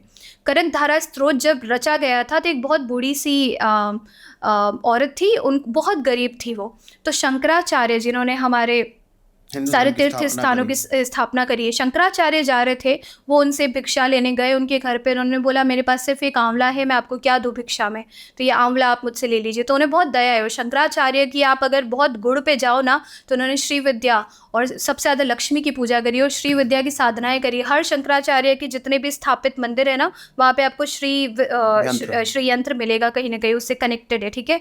तो उनको तो लक्ष्मी की ब्लेसिंग है, तो उन्होंने उस समय पर कनकधारा स्तोत्र बोला अपने मुख से। पूरी प्रेज है माता लक्ष्मी की, कनकधारा स्तोत्र का पाठ किया और लक्ष्मी प्रकट होगी, क्योंकि वो जो शंकराचार्य है उन्होंने इतनी तपस्या कर रखी है। तो देवी ने पूछा आपको क्या चाहिए, तो उन्होंने बोला इस बूढ़ी औरत जो है, इतनी गरीबी, इन पे थोड़ी कृपा करिए, करें आप। तो देवी ने बोला कि इन्होंने कभी ज़िंदगी में कुछ दान नहीं किया, और दान से ही मैं प्राप्त होती हूँ, बिना दान के लक्ष्मी की कृपा नहीं हो सकती, इन्होंने कभी दान नहीं किया। तो शंकराचार्य ने बोला अभी जस्ट मुझे आंवला दान किया है इन्होंने, इसी के फल स्वरूप आप इन पे कृपा कर दो। तो देवी ने आंवले की वर्षा कर दी वहाँ पर। तो ये क्या चीज़ है, ये कुछ स्पिरिचुअल लोगों ने हमारे ऊपर कुछ ब्लेसिंग्स करी है कनकधारा के फॉर्म में, या कई और साधनाएं होती, कई और अनुष्ठान होते, कनकधारा स्रोत के भी अनुष्ठान होते, और फिर यज्ञ हवन की विधियाँ होती है। वो अनुष्ठान हमें समय काल के साथ में अलग अलग स्पिरिचुअल लोगों ने हम समाज को एक तरीके से ब्लेसिंग दी है कि इस अनुष्ठान करने से ये कर्म बंधन डिजॉल्व होके आपका ये काम फलित हो जाएगा। तो एक अनुष्ठान आता है। और तीसरा होती है जो रावण ने तपस्या करी, ठीक है, महादेव को देखने के लिए, या उनसे जो भी वरदान मांगे रावण ने, तो इतनी कि अपने सारे सेंसेस को कंट्रोल कर लिया और बस भगवान के ध्यान में लग गया कि मुझे महादेव जब तक दर्शन नहीं देंगे मैंने आँख नहीं खोलनी है। वो भी तपस्या है। तो ये तपस्या के लेवल्स होते हैं, जिस लेवल पे एक तो रेमेडीज़ काम करी है, तो कोई आपको पंडित अनुष्ठान बताएगा, ठीक है, या कोई पंडित बोलेगा कि आप इस देवता के इतने नाम जप करो, ये करो, तो पूरे भगवान से कनेक्टेड अनुष्ठान होते हैं। दूसरा होता है भगवत कृपा।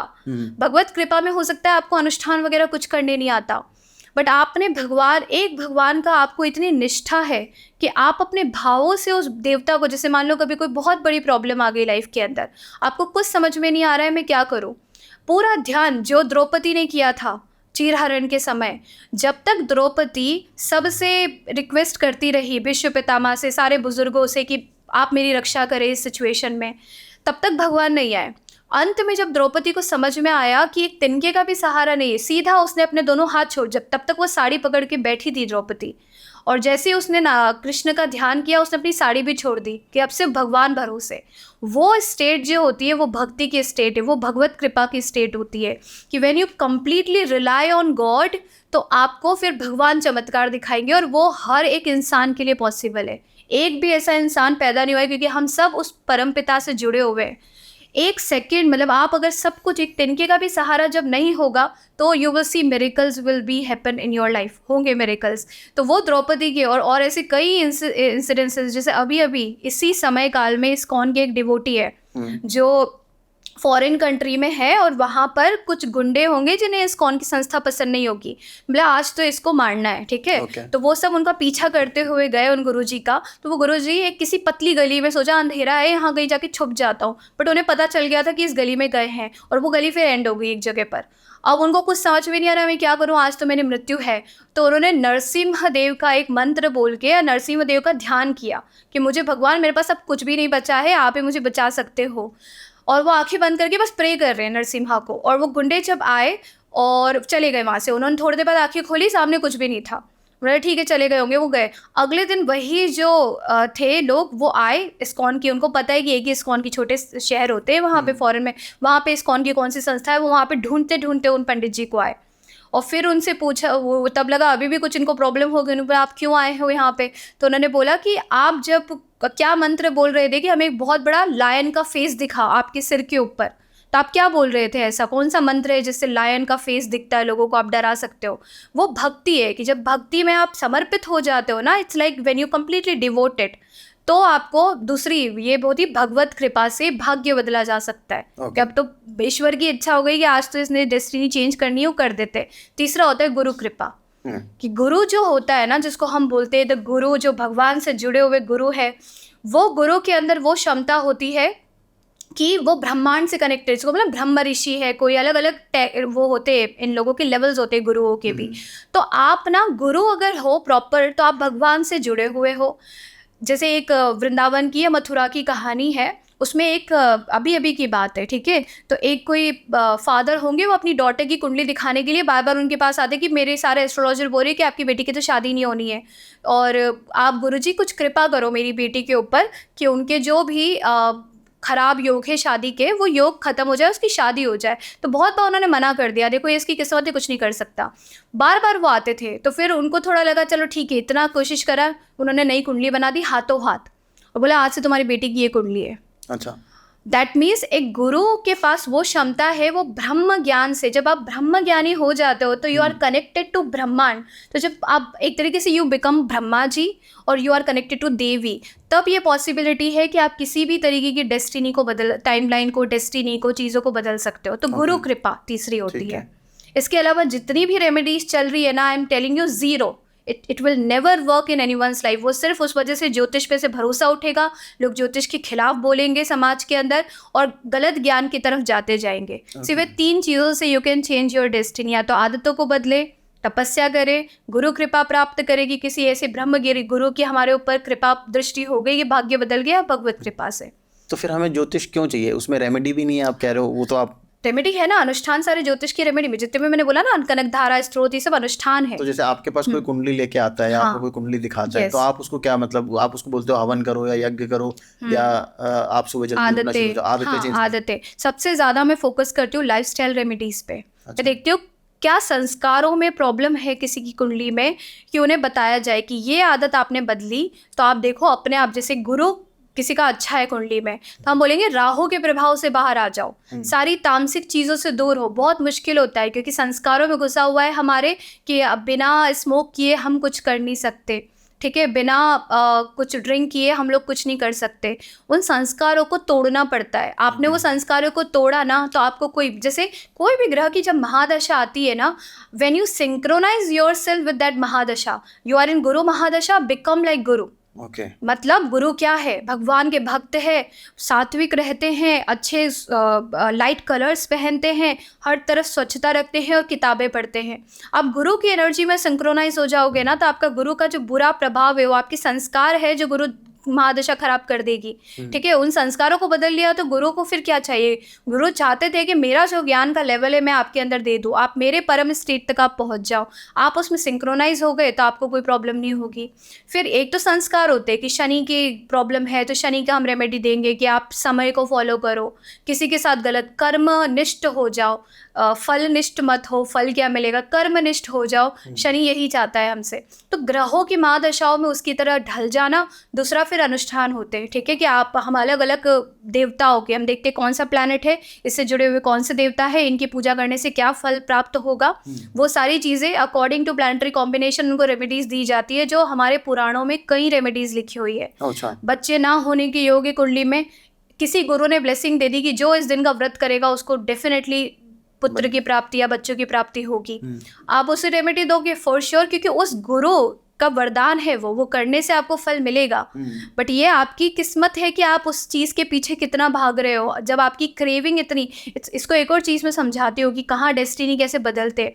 आपने यूनिवर्स में आपका एक फोर्स ऑफ एनर्जी है, आप कुछ, जैसे आपने एक बॉल को धक्का दिया, जिस ताकत से आपने उस बॉल को धक्का दिया, अकॉर्डिंग टू उस बॉल का वॉल्यूम और मास कितना है, उस लेवल पे वो आगे जा पाएगी। आपने अपने कर्मों से या अपनी इच्छाओं से एक फ्लो ऑफ डायरेक्शन एनर्जीज का बनाया है।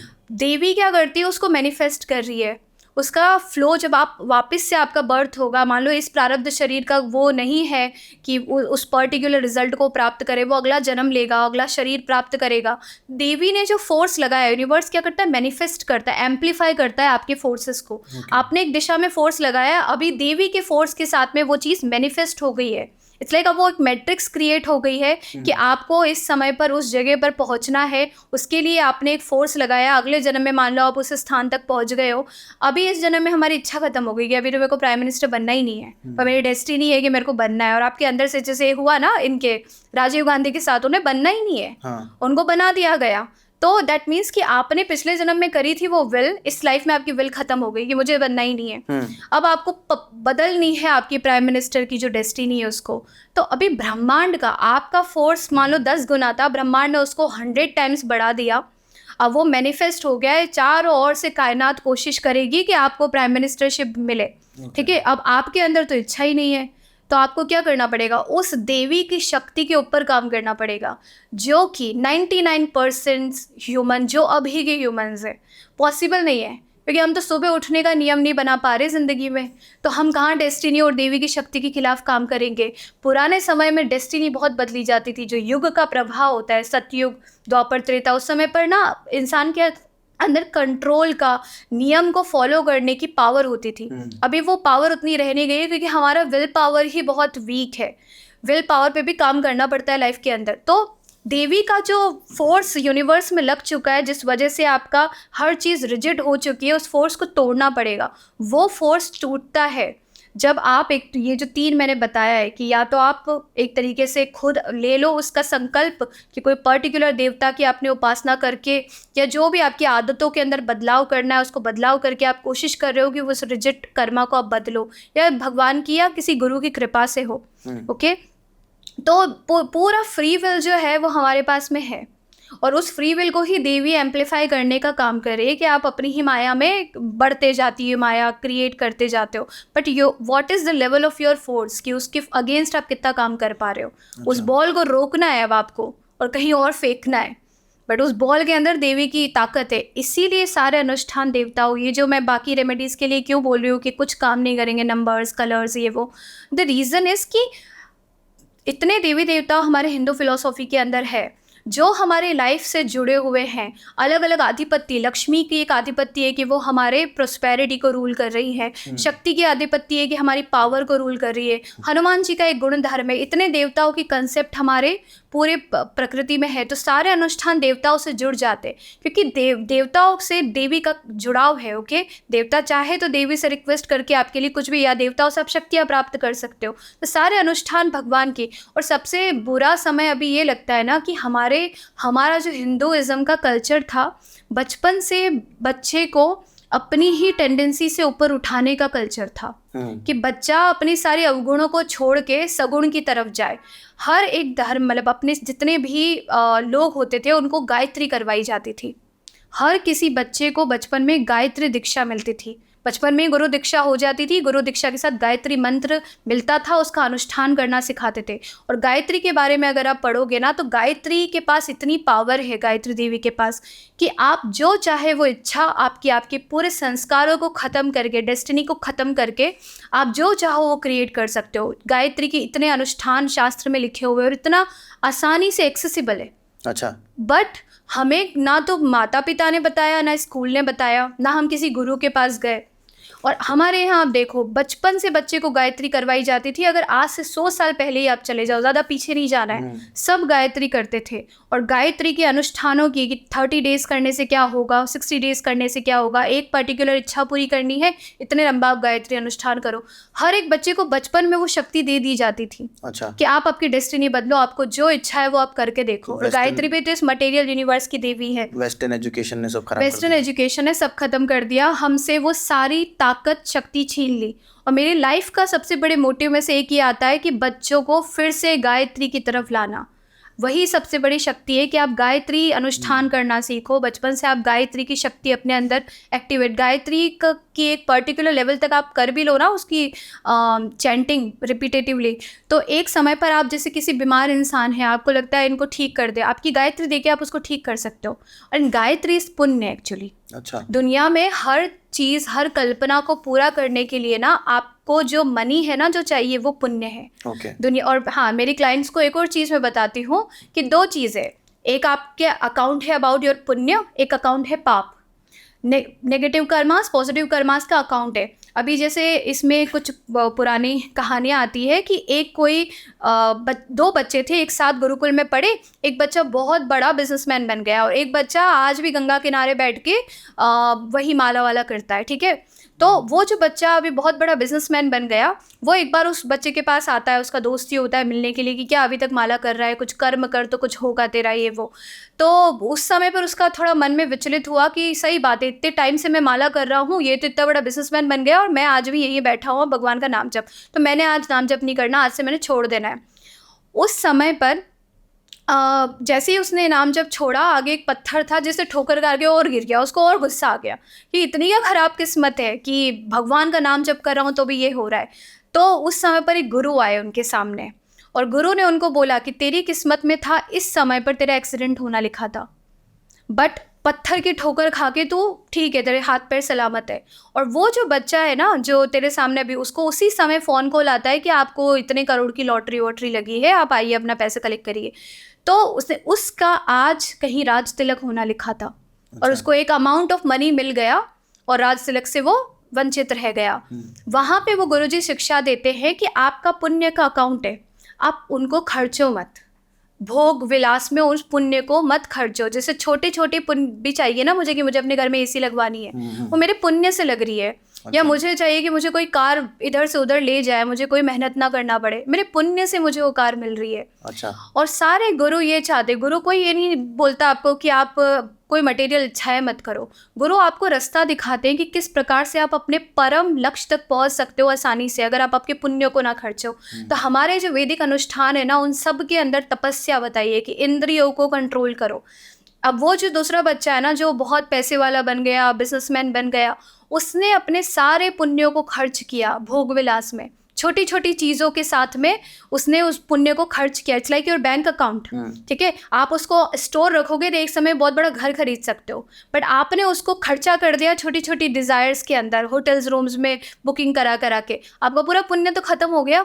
जिस समय पर आपका समय काल ग्रह नक्षत्र ऐसे बने कि आज इसको कोई पर्टिकुलर उपाधि मिलने वाली है, उसको पैसे में वो दे के ख़त्म कर दिया, क्योंकि उतना पुण्य ही नहीं बचा। और वही दूसरा बच्चा जिसका पाप का खड़ा बहुत था, एक्सीडेंट होने के योग थे, भगवान का इतना नाम जप किया, इतना इंद्रियों को, मतलब तपस्या, आपने बिना पाप के अब भूखे नहीं रह सकते। अगर आपको किसी क्षण रोटी नहीं मिल रही है ना, दैट मीन्स कोई ना कोई हमारा ऐसा पाप कृत्य होगा कि आज हमारे ऊपर अन्नपूर्णा देवी की कृपा नहीं है कि खाने से भी हम वंचित है। उसको हम खुद कंट्रोल कर ले उपवास के थ्रू, कि मैंने उपवास करने हैं, इस दिन मेरे को उपवास करना है। हमारे यहाँ सबसे ज़्यादा उपवास के ऊपर, और एक तो वाणी कि एक तो मौन व्रत और एक भोजन का व्रत, इन दोनों के ऊपर सबसे ज़्यादा काम किया है। हमारे पुराने लोग भी बोलते हैं व्रत करो, थोड़े उपवास करो।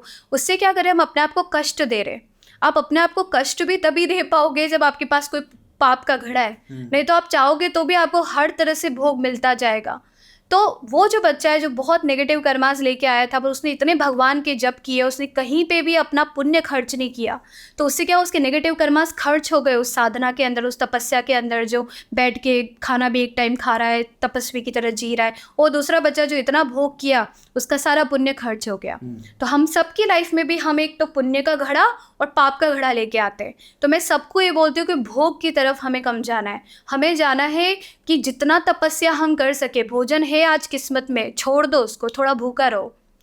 कुछ पर्टिकुलर आपको लग्जरी की इच्छा हो रही है और आपको मिल भी रही है, उसको छोड़ दो।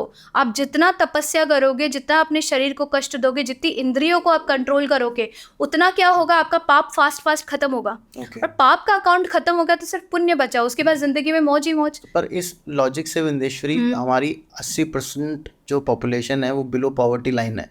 हाँ, they can not afford any luxury, है ना। वो कोई एसी नहीं, चाय भी तो भी नहीं खरीद सकते। वो तो पाप अकाउंट इतना भर गया है ना, तो हमारी 80% जनसंख्या पापों के कर्म क्योंकि हम भुगत रही है। कलयुग के समय में चल रहे हैं, जहाँ पे सब कलयुग में पैदा होना अपने आप में समझ लीजिए कि थोड़ा गड़बड़ तो है।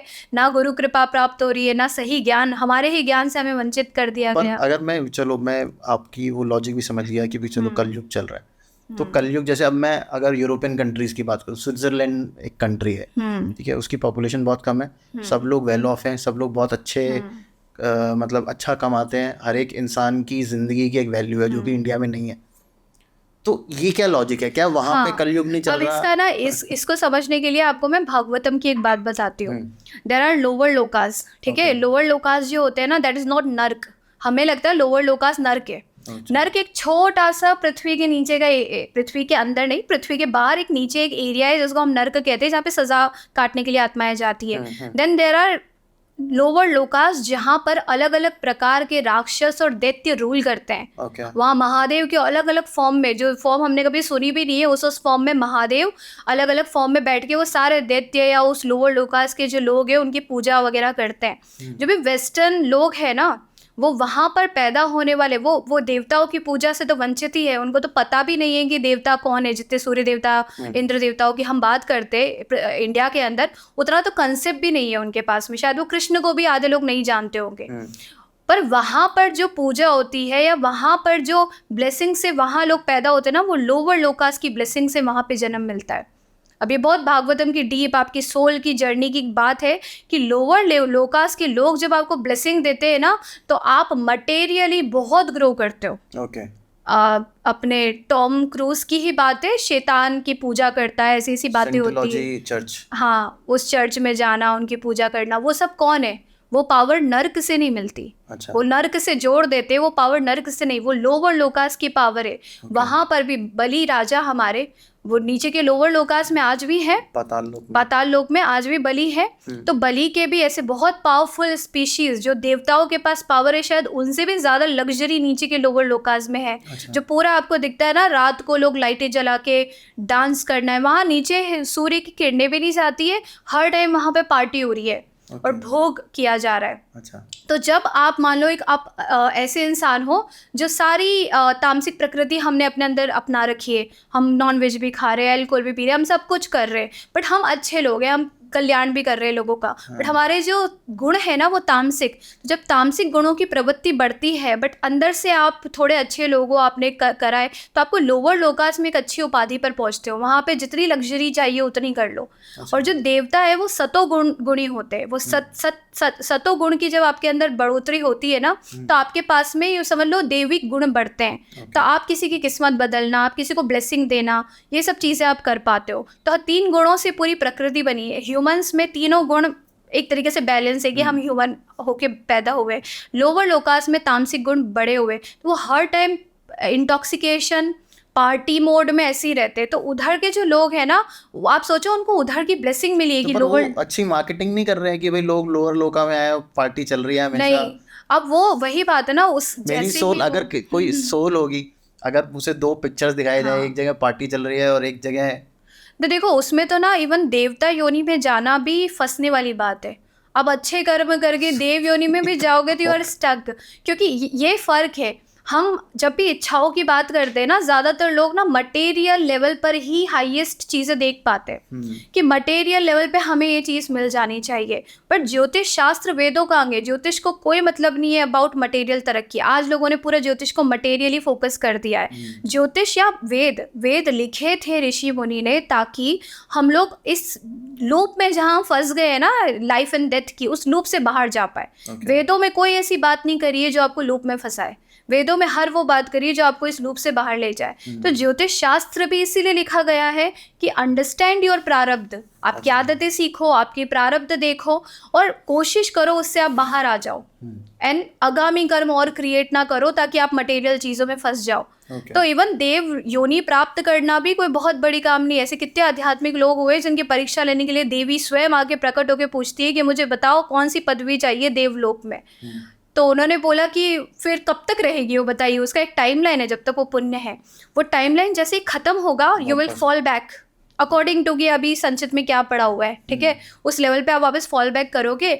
तो लोअर में जाना या हायर में जाना, ये दोनों ही ह्यूमन का, specially the souls who are born in Prithvi lok, उनका काम दोनों में जाना नहीं है। ये एकमात्र ऐसी अपॉर्चुनिटी है बीइंग अ ह्यूमन। आप जितने योगियों से पूछो, human birth is actually something which is extra ordinary. जो देवता भी तरस रहे, लोअर लोकास के लोग भी तरस रहे कि आप इस मटेरियल लूप से बाहर, इस साइकिल से बाहर तभी जा सकते हो जब आप अपने कर्मों को शून्य कर लो। ना देवता कर्मों को शून्य कर पाते, ना लोअर लोकास के लोग शून्य कर पाते। हम ही हैं जो यहाँ पर। और इसीलिए आप जब भागवतम में देवताओं के, मतलब भगवान कौन से, जैसे जितने भी लोकास है ना, उन सबके एक देवता है जो उस पर्टिकुलर लोक में सुप्रीम है। हमारे पृथ्वी लोक के सुप्रीम देवता कौन है? बद्रीनाथ, बद्री विशाल। अच्छा, ये चीज़ बहुत रेयरली लोग जानते हैं। जिन्होंने भागवतम पढ़ी होगी फॉर श्योर जानते हैं। बट इस पृथ्वी के ऊपर जो देवता है, तो सबसे पहले आके इस पृथ्वी को पूरा कंट्रोल करके बैठे वो बद्रीनाथ है। तो भगवान का कौन सा फॉर्म है? बद्रीनाथ। जो साधक है, नर नारायण लीला करके कि नर से नारायण कैसे आप बन सकते हो, मतलब एक प्रॉपर ह्यूमन से आप आध्यात्मिक जगत में कैसे जा सकते हो, वो लीला बद्रीनाथ फॉर्म में कृष्ण ने या विष्णु ने करी है, ठीक है। तो हमारे देवता अधिष्ठि इस पृथ्वी के देवता वो है जो एकमात्र बताते हैं कि if you are born on this planet earth, that means आपका योग के भोग नहीं, योगी बनना है आपको। योग के माध्यम से यही एक अपॉर्चुनिटी है कि आप इस पर्टिकुलर यूनिवर्स से बाहर जा पाओ। नहीं तो क्या होगा, अगर हमने भोगी बुद्धि रखी है तो फिर देवता बन जाएंगे, लोअर लोकास में चले जाएंगे, घूमते रहेंगे। इट्स एंडलेस लूप है। यस। तो फिर ये जीरो कैसे होंगे? आप बोल रहे हो देवता बन के भी हमारे कर्म खत्म नहीं होंगे? जब आप मीडियम बन जाओगे, स्पिरिचुअलिटी में आप मीडियम बनते हो, आप किसी भी कर्म से अपने आप को अटैच नहीं करते हो। आप सिर्फ हमेशा दिमाग में ये थॉट होता है कि मैं जो कुछ भी कर रहा हूँ ये भगवान की इच्छा है, मेरे पास कुछ भी है, भोग भी है, मेरे पास में कोई शक्ति भी है, उसका क्रेडिट हम अपने आप को देना बंद कर देते हैं। एक चीज़ और आपने बोली थी विंदेश्वरी बीच में कि जैसे हम लोग सुबह जल्दी उठें तो हमारे कर्म चेंज होते हैं और हमें आदतें चेंज होती हैं और हमें बेनिफिट मिलता है उसका, है ना। पर अगर मैं अभी के टाइम में देखूं, आई थिंक न्यूज़पेपर वाले सुबह आई थिंक 4 साढ़े 4 बजे उठते हैं और बहुत मेहनत करते हैं। हाँ। ठीक है। जो मिल्कमैन है वो भी सुबह सुबह जल्दी उठता है और बहुत मेहनत करता है। आई थिंक वो लोग भी 4 बजे उठ जाते हैं। इसके अलावा भी और ऐसे लोअर क्लास के लोग हैं जो जैसे स्वीपर्स हो गए, जो कि सुबह 4 बजे उठ के या 5 बजे उठ के अपना काम करने निकल जाते हैं। पर आई डोंट थिंक कि उनकी लाइफ में सुबह जल्दी उठ के कोई ऐसा बहुत ज़्यादा चेंज आ रहा है। नहीं, उनके अंदर एक चेंज आपको हमेशा दिखेगा, उन लोगों का ना स्पिरिचुअल लेवल हमसे बड़ा होगा, एक्सेप्टेंस का जोन उनका हमारे से ज़्यादा होगा। आप डेस्टिनी तो वो नहीं बदल सकते, प्रारब्ध है ना वो तो, कि उनको दूध वाला बनने का भाग्य मिला है। मोस्टली लोग तो अपना वो काम खत्म करके दोपहर को एक वो ड्रिंक लेके बैठते हैं और मस्त रहते हैं और फिर सुबह उठते हैं अगले दिन। थ्रू आउट द डे आपकी लाइफ को डेस्टिनी आपकी बनती है ना, पूरे दिन के हमें अपने संस्कारों पे काम करना पड़ता है। सिर्फ सुबह उठने का संस्कार है, बट उसके अलावा भी और कई संस्कार है कि कैसे कपड़े आप पहनते हो।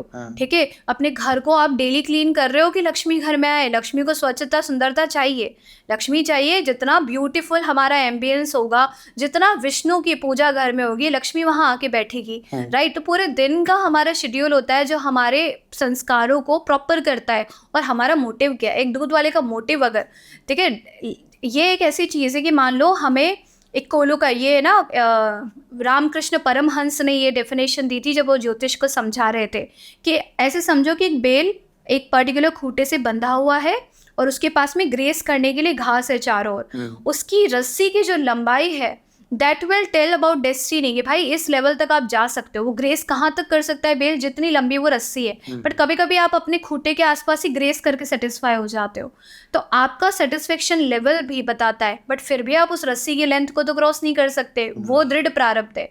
इस रस्सी तक आप गेस कर सकते हो, जितने लेवल पे अपने राजयोग कुंडली में लेके आए हो, लाइफस्टाइल चेंजेस से उस पूरे लेवल को आप टच कर सकते हो। क्योंकि हर समय पूरी रस्सी खोल सकते हो, रस्सी खोल सकते हो कि जहां तक आपकी रस्सी खोल नहीं सकते हो, खूंटे से बंधी है, मतलब जहां तक लेंथ उसकी पूरी लेंथ आप यूज कर सकते हो। और वहीं पर कोई आलसी इंसान होगा, वो आसपास ग्रेस करेगा। तो आलस्य को ही तो तोड़ना है। हमारे अंदर की 100% पोटेंशियल तब निकलेगी जब हम हर एक क्षण काम करने से पहले विचार करेंगे कि ये करना है या नहीं करना है। और वही लोग सबसे ज़्यादा सक्सेसफुल होते हैं जो टाइम टेबल को फॉलो करते हैं। अब सबसे इम्पोर्टेंट क्वेश्चन, हमें ज्योतिष क्यों चाहिए? ज्योतिष चाहिए हमें क्योंकि पहली बात तो ये हमारे ज़िंदगी को ना, क्योंकि देखो मैं बताती हूँ, मैं जब ज्योतिष में आई थी ना, it was like a incidence कि मेरे फादर की डेथ हो गई थी। अब उसके पहले मुझे कुछ नहीं पता था कि एस्ट्रोलॉजी, मेरे मून साइन सन साइन क्या है, कुछ भी ना इंटरेस्ट था, ना मैंने कभी सोचा। अब वो जो इंसिडेंस हुआ मेरी लाइफ में, उसने मुझे स्ट्राइक किया कि कोई इंसान आपके सामने है, अभी वो नहीं है, वो कहाँ है आपको कुछ नहीं पता। एंड फिर आपके सवाल आता है कि मेरी किस्मत क्या है। तब किस्मत, जब चीज़ें आपको लगता है ना कि आपके हाथ, तब तक तो मैं वो सब कर रही थी जो मुझे चाहिए था। हाँ, इंजीनियरिंग करना है, ये करना है, वो करना है, सब कर लिया। बट जब फादर की डेथ वाला इंसिडेंस हुआ लाइफ में, तो पता चला कुछ है जो हमारे हाथ में नहीं है। उस एक साल 2016 से 17 तो मुझे लगा उस चीज़ से बाहर आने में। 17 में मेरे दिमाग में थॉट गया कि मैं कैसे जानूं कि व्हाट इज़ डेस्टिनी, क्योंकि ये इवेंट मेरे कंट्रोल में नहीं था, ना मेरी मदर के कंट्रोल में था। हमने कोशिश करी उनका हेल्थ का ध्यान रखे, कितनी ही कोशिश करी, तो भी जब इंसान को जाना होता है वो चले जाते हैं। तो कुछ है जो हमारे बस में नहीं है। ये थॉट आते ही सब ज्योतिष के ज़्यादातर लोग एस्ट्रोलॉजी में आते हैं जब उनकी शनि की ढैया आती है या शनि की 7.5 आती है। अच्छा। फॉर मेरे पास मैक्सिमम, मतलब अगर मैं पूरा देखो आज दिन तक 7 साल में जितनी रीडिंग्स दी है, उसमें से मैक्सिमम क्लाइंट्स तब आते फर्स्ट टाइम जब उनकी 7.5 या शनि की ढैया चलती है। उस समय पर शनि देवता हमें बताते हैं कि चीज़ें वो नहीं होती है जो हम सोचते हैं। वो हमें अपने सारे इमेजिनरी दुनिया से रियलिटी चेकअप दे देते हैं। हर चीज़ अगेंस्ट आवर फ्लो चलती है। कर क्या रहे हैं, हो क्या रहा है, कर क्या रहे हैं, हो क्या रहा है। तो वो हुआ, उस समय मेरी शनि की ढैया आई थी जब फादर की डेथ हुई। फिर मुझसे ज्योतिष की तरफ इंक्लिनेशन आया कि मुझे कोई तो सब्जेक्ट हो दुनिया के अंदर जो मुझे बताए कि व्हाट इज़ माय डेस्टिनी, क्या होगा आगे। और यही सवाल ज़्यादातर जो ज्योतिष बने ना दुनिया में, वो किसी न किसी मेजर प्रॉब्लम या उनकी लाइफ की बड़ी ट्रेजेडी से ज्योतिष शास्त्र में आए। ओके। भले वो सीखे हों और ज्योतिष बन गए हो, या भले वो एज ए क्लाइंट ज्योतिष के पास आए हैं, but it's more like when you are in free fall कि नथिंग इन योर हैंड, तब आप आते हो इस शास्त्र की तरफ। तो एक रीज़न ये है, उससे मुझे सेट, मैंने देखा मेरा बुरा समय कब तक है। मुझे जो पंडितों के पास गई, मैंने कहा मुझे बताओ मेरा ये बुरा समय, इतना नेगेटिव टाइम किया, I am like hopeless. Degree complete करने के बाद आई एम फीलिंग कि करना क्या है लाइफ में, आई क्यों हूँ मैं। तो when you become hopeless, astrology will help you. And astrologer भी बहुत इंपॉर्टेंट है, कुछ लोग और ज़्यादा होपलेस बना देते हैं। हाँ। तो ज्योतिष के भी नियम है। पराशर ऋषि ने बोला है कि already human psychology is week.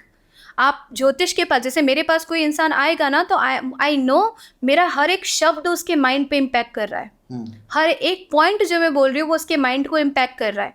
मुझे अपने शब्दों पर वो, एक ज्योतिष को ना फिलोसोफर भी होना पड़ता है, साइकोलॉजिस्ट भी होना पड़ता है, कि आप किसी ह्यूमन साइकोलॉजी के साथ खेल रहे हो। आप मजाक नहीं कर सकते हो कि उसको नेगेटिव प्रेडिक्शंस दे दिए और वो ज़िंदगी डिप्रेस हो गया, एटलीस्ट 1 साल भी डिप्रेस हो गया कोई इंसान आपके शब्दों की वजह से, दैट इज़ रॉन्ग। तो पराशर ऋषि ने बोला है कि don't do negative prediction bluntly. आप जब देखते हो बुरा समय ना, उसको बताओ विद रेमेडीज। ये मत बताओ कि आपके ये इंसान की मृत्यु हो जाएगी या आपका पैसा पूरा ख़त्म हो जाएगा, ऐसे बात नहीं करनी। उन्हें आप बताओ इस समय पर इन चीज़ों का आपने ध्यान रखना है, इस समय पर पेरेंट्स के हेल्थ का ध्यान रखना है। You need to talk according to remedy. Okay.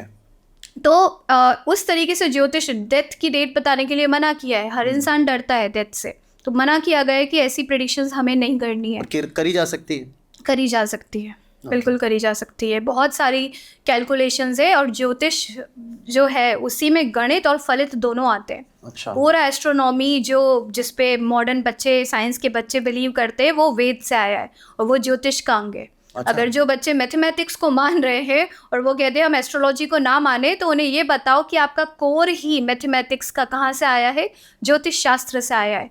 ज्योतिष समझाने के लिए ही हमारे ऋषि मुनियों ने गणित को इंट्रोड्यूस किया कि if you do not know the distance between planets, तो you can not understand. Degrees से ही पूरी कुंडली बनती है, तो आपको डिग्रीज का ही, सन कितनी डिग्री पे है, हाँ, कहाँ पे है, तो आपको वो मैथमेटिकल पार्ट नहीं आता है तो आप ज्योतिष नहीं सीख सकते। और ज्योतिष बनाने के लिए ऋषि मुनियों ने हमें मैथमेटिक्स सिखा दी। और जितने वेस्टर्न में डेवलपमेंट हुए हैं मैथमेटिकली, वो सब ज्योतिष का अंग लेके बैठे हैं।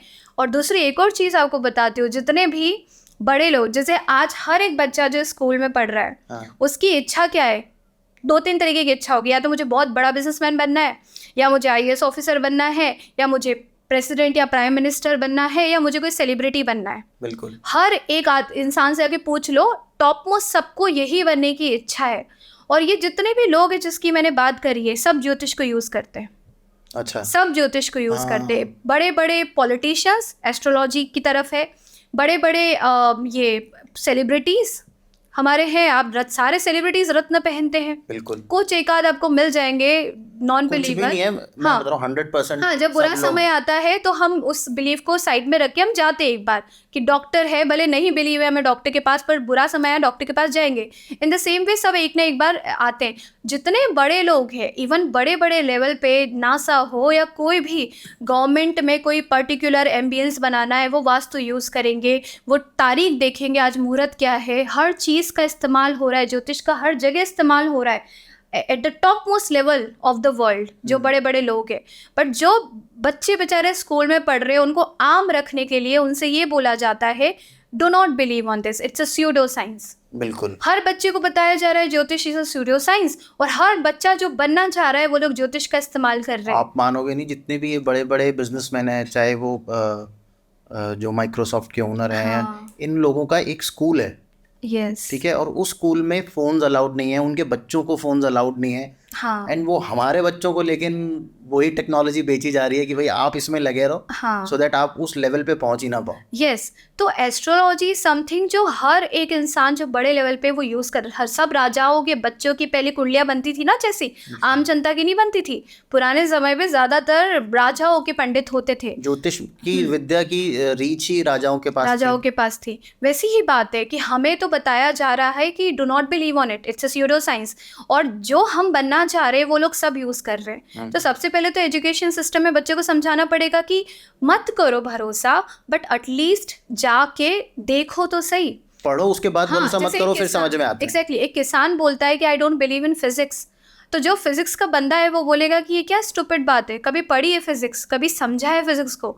ज्योतिष शास्त्री को भी यही लगता है कि कोई भी आके बोलेगा I don't believe in astrology, तो बिलीव की बात ही तब होती है जब आपने जाके उसको समझने की कोशिश करी, उसको एप्लीकेशन पार्ट को पढ़ा, उस सब्जेक्ट को पढ़ो, एंड देन यू सी कि ये सब्जेक्ट काम नहीं कर रहा है, तो yes I am a non believer. और इतने लोगों के एग्जाम्पल्स है जो नहीं मानते हैं पर वो बुद्धिमान है, तो उन्होंने सीखना शुरू किया कि लेट्स सी लिखा हुआ क्या है किताबों में, उन्होंने अप्लाई करके देखा, बोला है तो काम कर रहा है, वो बहुत बड़े एस्ट्रोलॉजर्स बन गए। साइंस भी तो अगर कोई थ्योरी डिसअप्रूव करना चाहता है, जो जितने बड़े बड़े साइंटिस्ट हैं पहले वो उसको पढ़ते हैं, फिर डिसअप्रूव करते हैं और अप्रूव करते हैं कि यार नहीं ये हो सकता है, ये नहीं हो सकता। ये नहीं तो हो अनटिल अनलेस आप पढ़ोगे नहीं कैसे पता चलेगा। हाँ, तो तब तक आप डिसीजन, तो अभी के बच्चों को सबसे ज़्यादा ये जानने की सब्जेक्ट है कि आप सब्जेक्ट को नकारो मत, आप उसको पढ़ो समझो एंड देन यू फाइंड। और आप डेफिनेटली, ये तो मैं 100% गारंटी देती हूँ कि जो ज्योतिष शास्त्र को पढ़ रहा है वो उसको नकार नहीं सकता है, क्योंकि वो काम कर रहा है।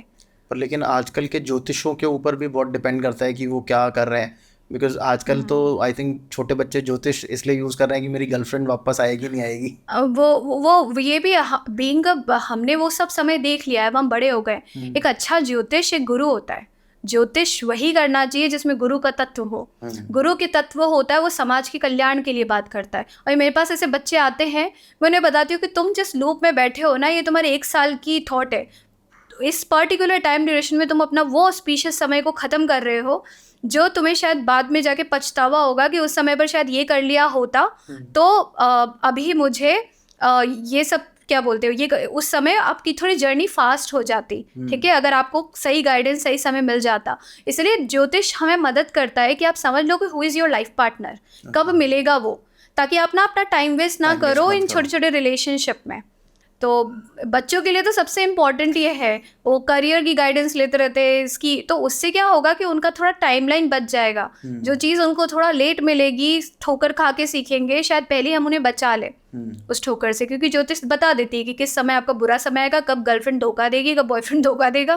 पहले से आप सतर्क हो जाओगे तो एटलीस्ट एक थॉट तो डाल दे। वो दुख भी हम नहीं ख़त्म कर सकते, अगर उनकी डेस्टिनी में वो पेन झेलना लिखा होगा ना, तो वो चाह के भी अपने थॉट को अलग नहीं कर पाएंगे। शादी में लोग 28-29 ईयर्स के बच्चों की, लोगों की भी अगर कुंडली में देखती हो और वो हॉरोस्कोप मैचिंग के लिए आते हैं, एंड आई सी कि इस इंसान का शुक्र ख़त्म है, शादी में प्रॉब्लम आएगी, आप बता दो, but if they are destined to get married to them, वो नहीं सुनेंगे और वो करेंगे शादी, and then they will come again in 6 months कि प्रॉब्लम आ गई है, अब क्या करना है, डाइवोर्स लेना है, एक्सेट्रा। तो कोई एक एग्जाम्पल बिफोर वी एंड देशरी, एक एग्जाम्पल आप मुझे कोई ऐसा दो जिससे नॉन बिलीवर्स को बिलीव हो कि हाँ ज्योतिष वाक्य में काम करता है। एग्जाम्पल ऐसे कई एग्जाम्पल्स है, ठीक है, बट देखो ज्योतिष काम कर रहा है हमारी लाइफ के अंदर, जो अनडिनाएबल। आई फील आप खुद, कोई और नहीं हो सकता, आप खुद वो एग्जाम्पल हो कि ज्योतिष काम कर रहा है। आप बस जाके उसको समझो। आपकी ज़िंदगी में ट्रेजेडीज होती है, हर एक इंसान के साथ ट्रेजेडीज हो रही है, वो कोशिश कर रहा है ये मिल जाए वो मिल जाए। 100%, आपने ऐसे टॉपर्स देखे होंगे, 100% एफर्ट देने के बाद भी एग्ज़ाम नहीं निकल रहा है, और वहीं आपने देखा 1 साल के अंदर किसी ने एग्ज़ाम निकाल लिया।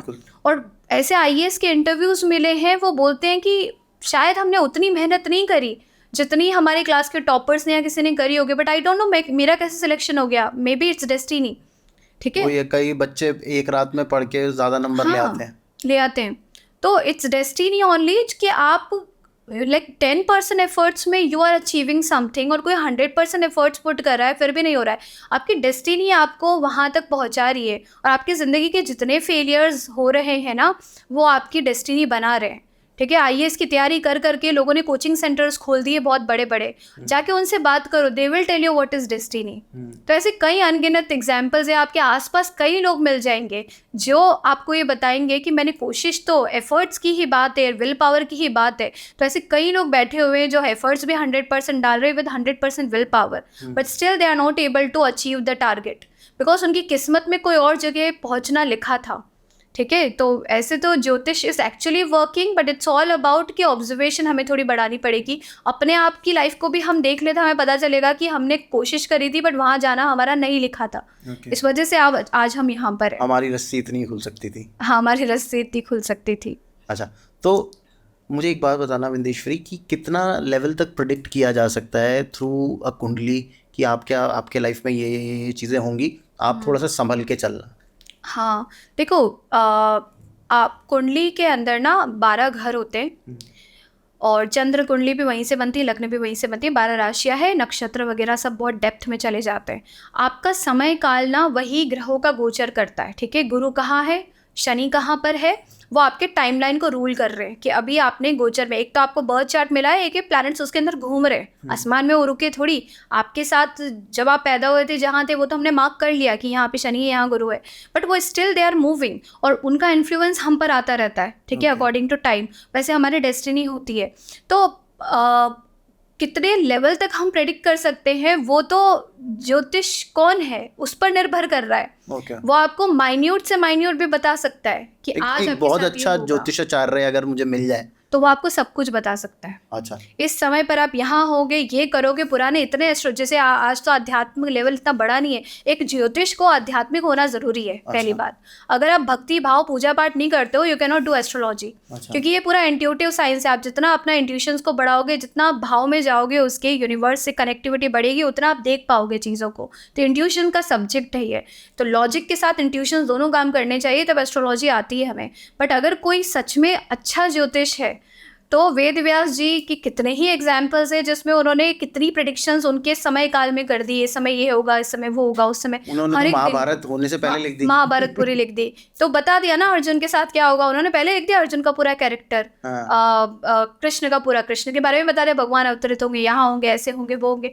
तो that means everything you can predict through astrology. But आपका क्षमता कितनी है उसको समझने की, वो आपके इंट्यूटिव साइड आप कितना जनरेट कर रहे हो उस पर निर्भर करता है। ओके, तो विंदेश्वरी यहाँ पे हम आज का पॉडकास्ट एंड करेंगे। Yes, and thank you so much for coming. बहुत ज़्यादा आपने स्पिरिचुअल जो ज्ञान हम लोगों को आज दिया, आई थिंक लोगों को समझ में आएगा कि सिर्फ एक चीज़ के पीछे भागने से कुछ नहीं होगा। आपकी एक लिमिटेशन है, उससे आप आगे नहीं जा सकते, चाहे कितनी मर्जी ट्राई कर लो। वो आपको फिर अगले जन्म में आके आपको अगला पैकेट खोलना है संचित कर्मों का।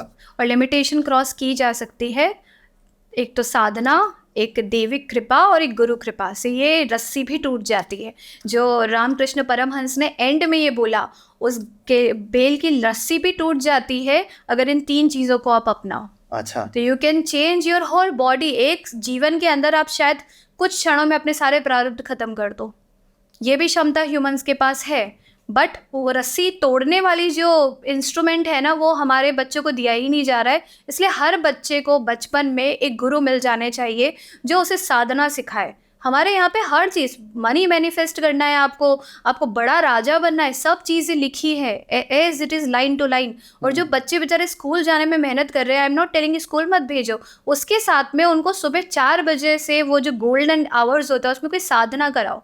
वो साधना की शक्ति उसको मैनिफेस्टेशन की पावर देगी कि इस पूरे मटेरियल यूनिवर्स में वो कहीं पर जा सकता है।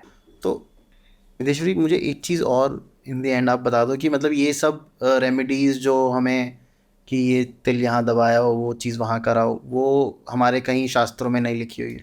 नहीं, दान की विधि लिखी है। देते हो जब आप कुछ, तो आपको प्रकृति रिटर्न में देती है। दान की बात करिए हमारे शास्त्रों में। तो जो डोनेशंस वाली रेमेडी होती है ना, कि जो चलो शनि परेशान कर रहा है, 7.5 चल रही है, तो बोलते हैं शनि का दान करो, काला छाता, ब्लैक शॉल, जो भी अकॉर्डिंग टू सीजन, तिल दान करो आप। तो आप दोगे प्रकृति को कुछ, तो देवी आपको रिटर्न में देगी। अच्छा, और अच्छा देगी। ठीक है, और ये जो एक और बिलीफ है ना कि आपका चंद्र खराब है, पानी दान मत करो, ये गलत है। किसी भी प्रकार के दान से आपको कभी नुकसान नहीं होगा। हर दान आपको अच्छे, आप दे रहे हो ना, वो नियत ही आप देखो कि when you are giving something, उसका उल्टा रिटर्न नेगेटिव कैसे आ सकता है? बहुत सारी ऐसी जगह पर बिलीफ हो गया है कि मेरा सूर्य खराब है, वो ग्रहों को कंबस्ट करके बैठा है, तो मुझे सूर्य को जल नहीं चढ़ाना चाहिए। इट्स लाइक सूर्य आपको निरंतर रोशनी दे रहे हैं। अगर सूर्य एक सेकंड के लिए भी गायब हो जाए ना, हम एग्जिस्ट नहीं कर सकते, उन्हीं की वजह से हम हैं। और सूर्य को जल चढ़ाने से किसी को भी नुकसान कैसे हो सकता है? बट ज्योतिष में ये भी नेगेटिव बिलीफ सिस्टम्स बने हुए हैं, ये मत करो, आपका वो है। ये प्लीज़ मुझे थोड़ा सा हमारा पॉडकास्ट का ड्यूरेशन लंबा हो जाएगा, पर मैं ये आपसे ज़रूर पूछना चाहूँगा, ये जो आपने टॉपिक बताया है बहुत अच्छा है कि कोई एक ग्रह मेरा खराब है, तो अगर मैं उसके लिए ही दान करूँगा तो क्या वो ठीक हो जाएगा? हाँ, देखो, एक दो चीज़ें होती है, एक कंजम्पशन और एक डोनेशन। या तो आप ग्रहण कर रहे हो या आप दे रहे हो। जो भी हमारे खराब प्लैनेट्स होते हैं ना, वो खराब इसीलिए क्योंकि हमने उससे रिलेटेड अच्छे कर्म नहीं करे। खराब ग्रहों के दान किए जाते हैं ताकि वो हमारे जीवन से निकले, उसका तत्व निकले। उसका तत्व जब निकलेगा ना, तो रिटर्न में वो हमें कुछ अच्छा देंगे। ठीक है, जैसे लक्ष्मी की वो बात है कि लक्ष्मी ने बोला कि इस बुढ़िया ने कभी भी कुछ दान नहीं किया, तो मैं इन्हें कुछ नहीं दूंगी रिटर्न में। बट वो अगर दान करती तो उन्हें लक्ष्मी मिलती। तो इसी लो पे काम करा। आपका कोई ग्रह खराब है, दैट मीन्स उसका हमने कोई पुण्य नहीं किया पिछले जन्म में, कि वो ग्रह हमें नेगेटिव फॉर्म में मिला है। इस जीवन में उस ग्रह से संबंधित दोष, उस जैसे एक तो आप पकड़ लो वार, कि शनि का दान करना है तो शनिवार आपने ले लिया क्योंकि वो शनि से जुड़ा हुआ वार है। शनि की चीज़ें आपने ले ली कि शनि से चीज़ें संबंधित चीज़ें, और शनि से संबंधित लोग आपने ले लिए, बूढ़े लोग, लेबर क्लास लोग, वो सब शनि। तो शनि की ही वस्तु शनिवार के दिन शनि से संबंधित लोगों को दान करने से आपका शनि सिंक्रोनाइज में, उसके नेगेटिव कर्मास जो हमने क्रिएट करे ना, वो उसके साथ निकलेंगे विद दैट डोनेशन। अब ये नहीं है कि वो उस इंसान को बुरा प्रभाव देंगे, ऐसा भी नहीं है। अच्छा, और ये तो चलो दान की बात हो रही। अगर मैं शनि की शनिवार के दिन ही पूजा करूं जबकि मेरा शनि खराब है, तो वो क्या मुझे साइड इफेक्ट देगा? नहीं, देवता है ना वो। देवता कैसे, आप किसी भी देवता की जब आप पूजा करोगे तो देवता रुष्ट क्यों होंगे? उन्हें तो अच्छा ही लगेगा। पर वो तो मेरी कुंडली में गलत जगह बैठे ना, तो वो और स्ट्रांग नहीं अब देखो, देंगे। जैसे आप किसी की लाइफ में विलन हो, हाँ, इन केस किसी ने आपको मान लिया है कि विलन है ये, आपको भी लग रहा है कि भाई ये इंसान खराब है, वो इंसान आपके पैरों में बैठ जाए, आपकी पूजा करे, आपसे माफ़ी मांगे, तो आप कब तक वो इमोशन अपने अंदर रख पाओगे? आप छोड़ोगे ना उस इमोशन को कि चलो ये इंसान माफ़ी मांग रहा है, समझ रहा है। तो इट्स सेम, वो एंटिटीज़ हैं, लिविंग एंटिटीज़ है कहीं ना कहीं, सारे देवता, और उनको आधिपत्य दी है कि आप इस पर्टिकुलर एनर्जी को रूल करोगे। ठीक है, ग्रहों को ग्रहण करते, ग्रहण मतलब कि उन्होंने हमें कहीं ना कहीं पकड़ रखा है, उनकी एनर्जी से हमारा माइंड चलता है। आप उस देवता के पास ही चले गए ना, तो वो देवता आपको क्यों परेशान करेंगे?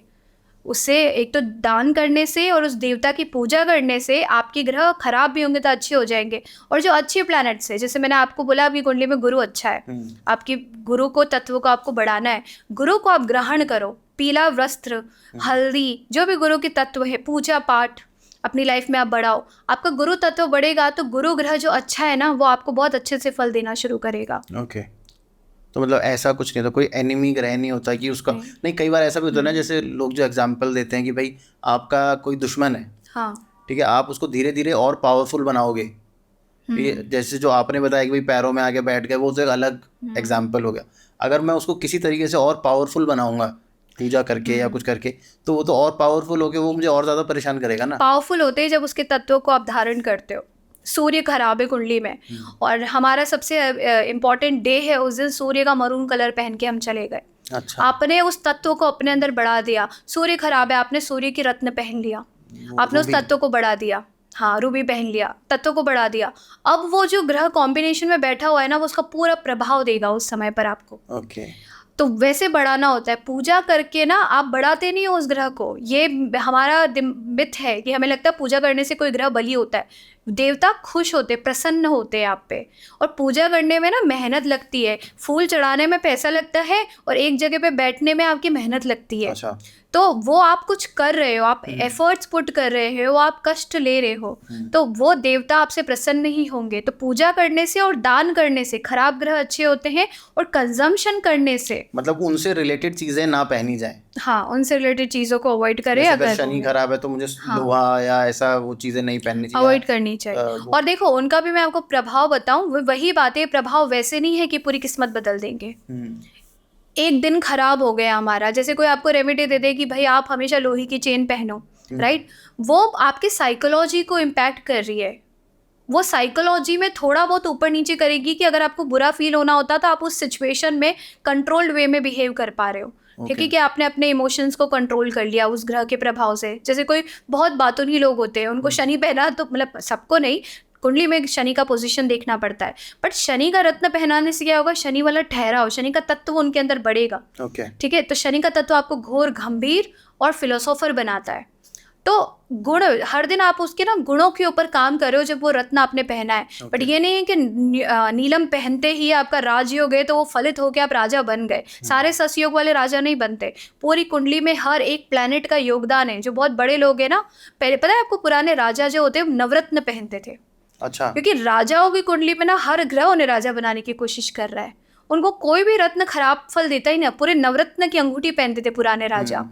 अभी हमें तो स्पेसिफिक होना पड़ता है कि एक तो खराब कर रहा है, एक अच्छा कर रहा है। वो तो फिर अगर मैं राजा के घर पैदा हुआ हूँ तो मेरे पास तो कोई ऑप्शन ही नहीं ना राजा बनने के अलावा। हाँ बिल्कुल, ऑप्शन नहीं है। और दूसरा, आपको सारे ग्रह अच्छे मिले कि आपको राजा बना दिया उसने, तो आपको कोई ग्रह नुकसान नहीं कर रहा है। बट इससे ये नहीं मतलब है कि कोई स्टोन को पहनने से हम राजा बन जाएंगे। शाहरुख खान जो है वो नीलम पहन के अमिताभ बच्चन नीलम पहन के अमिताभ बच्चन बन गया। शाहरुख खान ने तो राहु का पहना हुआ है। यस, तो वो स्टोन ने उन्हें नहीं बनाया, उनकी कुंडली ने उन्हें, पर उस पर्टिकुलर प्लैनेट जो उनको मिला है, राजयोग बना रहा है, उसको आपने पहना है ताकि उसकी एनर्जी आप में रहे और आप उस एनर्जी के साथ सिंक्रोनाइज होकर प्रॉपर्ली काम कर पाओ, कोई और ग्रह डिस्ट्रैक्ट ना कर पाए आप। अच्छा, तो मतलब रेमेडीज वगैरह पे इतना ज़्यादा वो नहीं करना चाहिए जैसा आप कह रहे हो। कौन सी रेमेडी करनी चाहिए? और पूजा पाठ और इसके ऊपर ज़्यादा बिलीव करो। पूजा पाठ, लाइफस्टाइल, आदतों, क्योंकि सारे ग्रह हमारी आदतों को बता रहे, आदतों पे हमें काम करना है। देवताओं की पूजा को वापस अपने जीवन के अंदर लेके आना है, क्योंकि वेदों में, अगर आप ज्योतिष को मानते हो तो वेदों को मानते हो, वेदों को मानते हो तो वैदिक अनुष्ठानों को भी मानना पड़ेगा और देवताओं को भी मानना पड़ेगा। तो इन दी एंड मुझे एक ऐसा मंत्र बता दो जो आपने जैसे बोला कि भाई बच्चे सुबह जब स्कूल जाने के लिए उठते हैं, स्कूल जाने से पहले 5-10 बार उसका अगर वो पाठ कर लें तो अच्छा, नाम जप लें तो अच्छा हो। नाम जप देखो, सब बच्चों के अलग अलग आस्था है। कोई शिव भक्त है, कोई राम भक्त है। सबसे पावरफुल कलयुग के लिए जो कृष्ण ने स्वयं मंत्र दिया है कि कलयुग जो है वो सिर्फ नाम सहारा, क्योंकि कलयुग में इतनी हमारी बुद्धि भी नहीं है ना कि हम प्रॉपर्ली अनुष्ठान, नाम में वो क्षमता है कि हम उस अनुष्ठान को प्रॉपर्ली कर पा रहे हो। ऐसा नहीं है कि कोई नहीं कर सकता। बट अगर हम एक आम बच्चे की बात करें जिसके लिए थोड़ा मुश्किल है, कोई भी अनुष्ठान हम एक्सपेक्ट नहीं कर सकते, उस बच्चे को अपनी ज़िंदगी में एक नियम लेना चाहिए कि जो भी आपके आराध्य है उसकी माला, जब एटलीस्ट एक माला रोज करके स्कूल जाए। ध्यान, वही ध्यान है। ध्यान मतलब आपने भगवान के नाम में अपने ध्यान को केंद्रित कर लिया है। अच्छा। वो नाम उन्हें जीवन में बहुत, नाम का तो फल की बात भी नहीं की जाती है, वो नाम दोष में आ जाता है कि नाम के फल, क्योंकि नाम एक ऐसी चीज़ है जो यूनिवर्सल पावर की भी बाहर की बात है। तो बच्चे कम से कम किसी भी देवता जिससे वो कनेक्टेड है ना, उनका नाम जप करे। और कलयुग के बुद्धि के लोगों के लिए सबसे बेस्ट यही है जो आसानी से काम करता है। बल्कि कुंडली में देख लो आपके इष्ट कौन है, उनका ही नाम जप लो। हाँ, इष्ट देवता और इष्ट की फीलिंग, मैंने हमेशा ये पैटर्न देखा है, जो भी कुंडली के इष्ट है ना उसी की तरफ हमारा इंक्लिनेशन है नेचुरली। अच्छा। आप जिसकी तरफ ड्रिवन हो वो आपकी कुंडली के इष्ट है। अच्छा। आपको अपने आप भाव, क्योंकि पिछले इष्ट कौन बनता है, जिसकी आपने पिछले जन्म में पूजा करी है। अच्छा। तो आपको अपने आप इस जन्म में उस देवता की तरफ इंक्लिनेशन आएगा। मतलब मुझे हनुमान जी तो बहुत अच्छे लगते हैं, ठीक है, मुझे जो राधा रानी बहुत अच्छी लगती है। आपके इष्ट बन गए क्योंकि आपने करा है ना, तो आपकी कहीं ना कहीं सूक्ष्म मेमोरी में वो है कि वो देवता अच्छे लग रहे हैं। और फिर बदलते भी हैं। एक समय तक मैं महादेव की पूजा करती थी, मुझे कृष्ण समझ में नहीं आते थे। अच्छा। और आज वो है कि कृष्ण समझ में आते हैं, महादेव तो है ही, काशी जाना सब चलता है, बट ऐसा लगता है महादेव गुरु बन गए जिन्होंने हमें कृष्ण के रास्ते तक पहुंचा दिया है। तो बदलते कई भी लोग हैं। ऐसा बोलते हैं, पता है मुझे ये आप पहले नहीं हो जिसने मुझे ये बात बोली है कि मुझे लगता है कि मैंने शिव की पूजा इसलिए करी कि वो मुझे विष्णु तक ले जा सके, या विष्णु की पूजा इसलिए करी कि वो मुझे शिव तक ला सके। वो आराध्य है ना, महादेव हमेशा उसमें राम के भाव में रहते हैं, राम की पूजा करते हैं। और राम जो है उनके आराध्य शिव है, तो उनको कुछ नहीं चाहिए। भगवान वही होते हैं जिनको खुद के लिए कुछ नहीं चाहिए। तो वो आपको according to your situation, your nature, आपको उस तरफ भेज देते हैं वो। हाँ, कि भाई तू वहाँ पे जाएगा तो ज़्यादा बेटर रहेगा। एग्जैक्टली, कि वो आराध्य आपको सूट कर रहे हैं, आपको जो चाहिए। और वो भी सबके साथ नहीं होता, कुछ लोगों के साथ हो रहा है, क्योंकि उनको उस समय उस पर्टिकुलर देवता की जरूरत है, तो वो देवता अपने आराध्य के पास भेज देते हैं, आपको अपने आप भक्ति आने लग जाती है उनकी। तो बस आप सुबह उठ के, जो भी छोटे बच्चे हैं उनके लिए मैं विंदेश्वरी ने बताया है कि आप जो भी, जिसको भी आप मानते हो, चाहे वैष्णो देवी को मानते हो या शिव जी को या विष्णु जी को या हनुमान जी को, सिर्फ उनका एक माला आप नाम भी जप लोगे तो भी काफ़ी है आजकल के कलयुग में। और सूर्य को जल ज़रूर चढ़ाएं, सूर्य को जल जरूर इट्स चढ़ाएं। नेसेसरी। हमारे बेसिक नियमों में आता है कि सूर्य को अर्घ देना, अच्छा स्वास्थ्य बढ़ेगा और आपका नाम कभी खराब नहीं होगा, अच्छा। बिल्कुल गारंटी।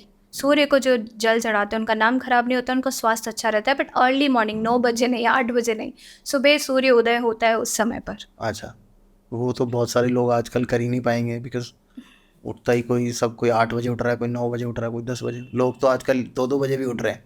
इसलिए भाग्य नहीं बदला जा सकता क्योंकि हम अपनी आदतों को नहीं बदल पा रहे। पर मैं विंदेश्वरी एक बात सच में आपको बताऊं, अभी यू कैन से कि कलयुग चल रहा है, जो लोग 2 बजे उठ रहे हैं ना वो बहुत मस्ती में जी रहे हैं अपनी लाइफ। हाँ, क्योंकि वो तामसिक गुणों से भरपूर हो चुके हैं ना। अच्छा नीचे लोअर लोकास में भी सारे भोग विलास है। अच्छा। हम मेनली भोग विलास की बात करते हैं जब हम बात करते हैं कि क्या अच्छा है, तो भोग विलास रात को ज़्यादा अच्छा होता है क्योंकि सारे डिमोनिक पावर्स आर एक्टिव। 11 से 2 बजे के बीच में भोजन करना भी बोलते हैं डिमोनिक फूड हो जाता है वो। अच्छा। और वो बहुत तामसिक गुणों को फास्ट बढ़ाता है अगर रात को हम लोगों ने खाना खाया तो। हमारे उसमें तो बोला है कि भाई जब तक सन सेट हो रहा है उस टाइम पे खा लो। हाँ, वो हेल्थ के लिए कि सूर्य जब आसमान में है ना, sun is directly connected to your digestive system, तब तक खा लो। तब तक आप खा लो, आपका डाइजेशन अच्छा रहेगा। बट 11 बजे के बाद निषेध है शास्त्र में, खाना ही नहीं चाहिए, वो राक्षसी भोजन है, उससे आपकी तामसिक प्रवृत्ति बढ़ती है। अच्छा, ये मैं भी ध्यान रखूंगा ये बात, क्योंकि हम लोगों की फील्ड ऐसी है ना, कई बार रात को इतना लेट हो जाता है काम करते करते, हम लोगों को खाना ही याद नहीं रहता, फिर हम लोग कभी भी खा लेते हैं। मैं भी आपकी बात ध्यान रखूंगा कि 11 बजे से पहले खा लो एटलीस्ट। 11 बजे से और 2 बजे के बाद, अगर बहुत लेट हो गया 2 बजे के बाद फिर तो ब्रेकफास्ट ही हो गया ना वो तो अगले। Yes yes. तो विदेश्वरी, ऑन दिस नोट बहुत मज़ा आया आपसे बात करके। मेरा मन तो और भी बहुत सारी चीज़ों के ऊपर बात करने के लिए है, क्योंकि आपकी जो फिलोसफिकल नॉलेज है ना वो बहुत ही अमेजिंग है। बहुत कम लोगों से मैं इम्प्रेस हो पाता हूँ ऑन फिलोसफिकल लेवल। मुझे सीरियसली बहुत मज़ा आया, होपफुली मेरे दर्शकों को भी उतना ही मज़ा आए। और मैं आपकी डिस्क्रिप्शन ज़रूर डाल दूँगा, अगर आप लोग अपने बच्चों को जो वैदिक नॉलेज है, वो एक्चुअल वैदिक नॉलेज अगर आप देना चाहते हैं, प्लीज़ विंदेश्वरी के साथ आप जुड़ें, कांटेक्ट करें विंदेश्वरी को। और मेरा नाम ऑफिशियली ब्रिग ज्योति है। ब्रिग ज्योति। ब्रिग, MRIG ओके। JYOTII, मृग ज्योति।